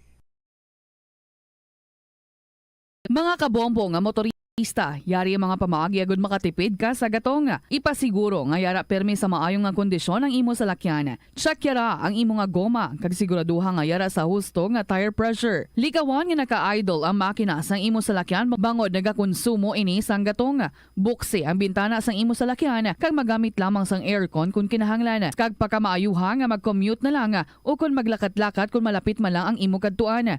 Likawan ang aggressive driving kag padalaga na ang imo salakyan sa husto lamang nga katasigon. Agud makalikaw sa food poisoning o kung paglain sang tiyan, sundo ng ining mga pahanumdom sa pagprepara sa mga pagkaon kag ilimnon. Manghugas ang kamot kag ipabili ng katinlo antes kag pagkatapos ang paghimos. Kung nagamasakit, likawan ang pagpreparar sang pagkaon para sa iban. Siguraduhon nga naluto sang husto ang pagkaon. Kung mahimo, kauno ng pagkaon samtang mainit pa. Siguraduhon ang katinlo sang pagkaon agud ang selebrasyon mangin mas malipayon. Nakasimba ka na bala sa Miagaw Church? Ini ang kilalaman sa tawag nga Church of St. Thomas of Villanova. Ang construction sa nasabit nga simbahan ang nakumpleto sa tuig 1797. Sa subong, ang Miagaw Church ang isa sa mga tourist spots sa Iloilo. Popular ang Miagaw Church sa detalyado kag artistic sculptures sini nga nagapakita sang Spanish, Muslim kag Chinese traditions. Ang Miagaw Church ang gindeklara bilang UNESCO World Heritage Site sang Desyembre 11, 1993. Kung sa imo pagbugtaw, magpalanakit man lang ang imo lawas, base hindi ka naman namian magtulog. May panugyan ang pain medicine specialist nga si George Gergis. Simple lang. Una, maglikaw sa pagkaon nga nagapromote sang inflammation. Piliun mo ang madamo nga utan, prutas, whole grains kag seafood bangod ginapataas ni ang antioxidants nga nagabulig sa pag-reduce sang inflammation. Mag-exercise apang hindi man pagpatamaan. Ang movement nagalubricate sang joints gani nga makalikaw sa pain kag stiffness. Ang cyberbullying among paggamit sang offensive kag masakit nga mga tinaga online na ukon pinaagi sa text. Ang bullying ang nagatuga sang kasubok kag depresyon sa biktima. Magluwas ni, magabatyag siya sang kaakig, pagkadula sang interes sa mga butang nga iya naluyagan kung ikaw ang ginbully. Una nga tika nga imo himuon, amo nga magpangayo sang bulig sa tawo nga imo masaligan. Paano ka bala makabulig nga mauntat na ang bullying? Simple lang, don't be a bully. Hindi mag-post online nga makahatag sang sakit sa balatyagon sa isa ka tawo. Kadungan sang pagtigulang, nagataas man ang risgo sang vitamin deficiencies nga nagatugas sang physical kag emotional changes. Santo sa isa ka scientific study, ang B vitamins ang importante agud nga mag-function ang body cells nga nagabulig sa metabolism, paghimo sang bago nga blood cells kag nagabulig sa pag-maintain sang healthy skin cells, brain cells kag body tissues. Magluwas sa supplements, lakip sa mga pagkaon nga bastante sa vitamins amo ang karne, whole grains, prutas, gatas, cheese kag mga ulutanon. Hindi magkalipat nga ang COVID-19, ara pa. Be the solution against COVID-19. Magsuksok sang face mask, ilabi na kung yara ikaw sagwa. Maghugas ang kamot, gamit ang habon kag tubig, ukon mag-sanitize. Maglikaw sa mataw nga lugar kag magpabakuna. Kung nagalain ang imo pamatyag, magpabilin sa sulod sang balay. Pinaagi sa pagprotekta sang imo kaugalingon, maprotektahan mo man ang mga tawo sa imo nga palibot. Gabulig sa paglikaw sa nanuhay tuay nga balatian ang simple nga pagkaon sang citrus fruits kaangay sang pomelo nga puno sang powerful immune boosting antioxidant. Ang pomelo ang puno man sang lycopene, isa ka anti-inflammatory, anti-aging antioxidant nga nagapanami isang supat.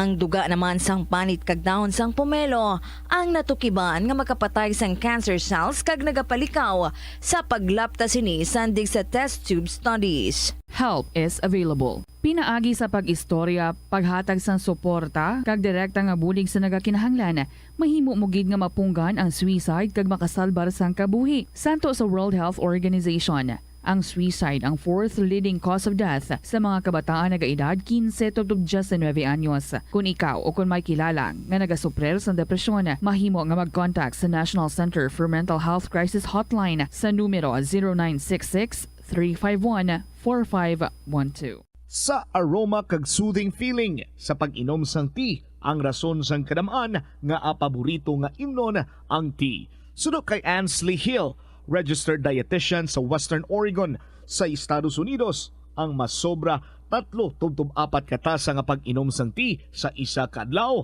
ang makadala sang hindi maayong epekto sa lawas. Kinahanglan nga moderate intake lang sa tanan nga ilimnon agod ma-achieve ang healthy living. Siling nila ang pagpanigarilyo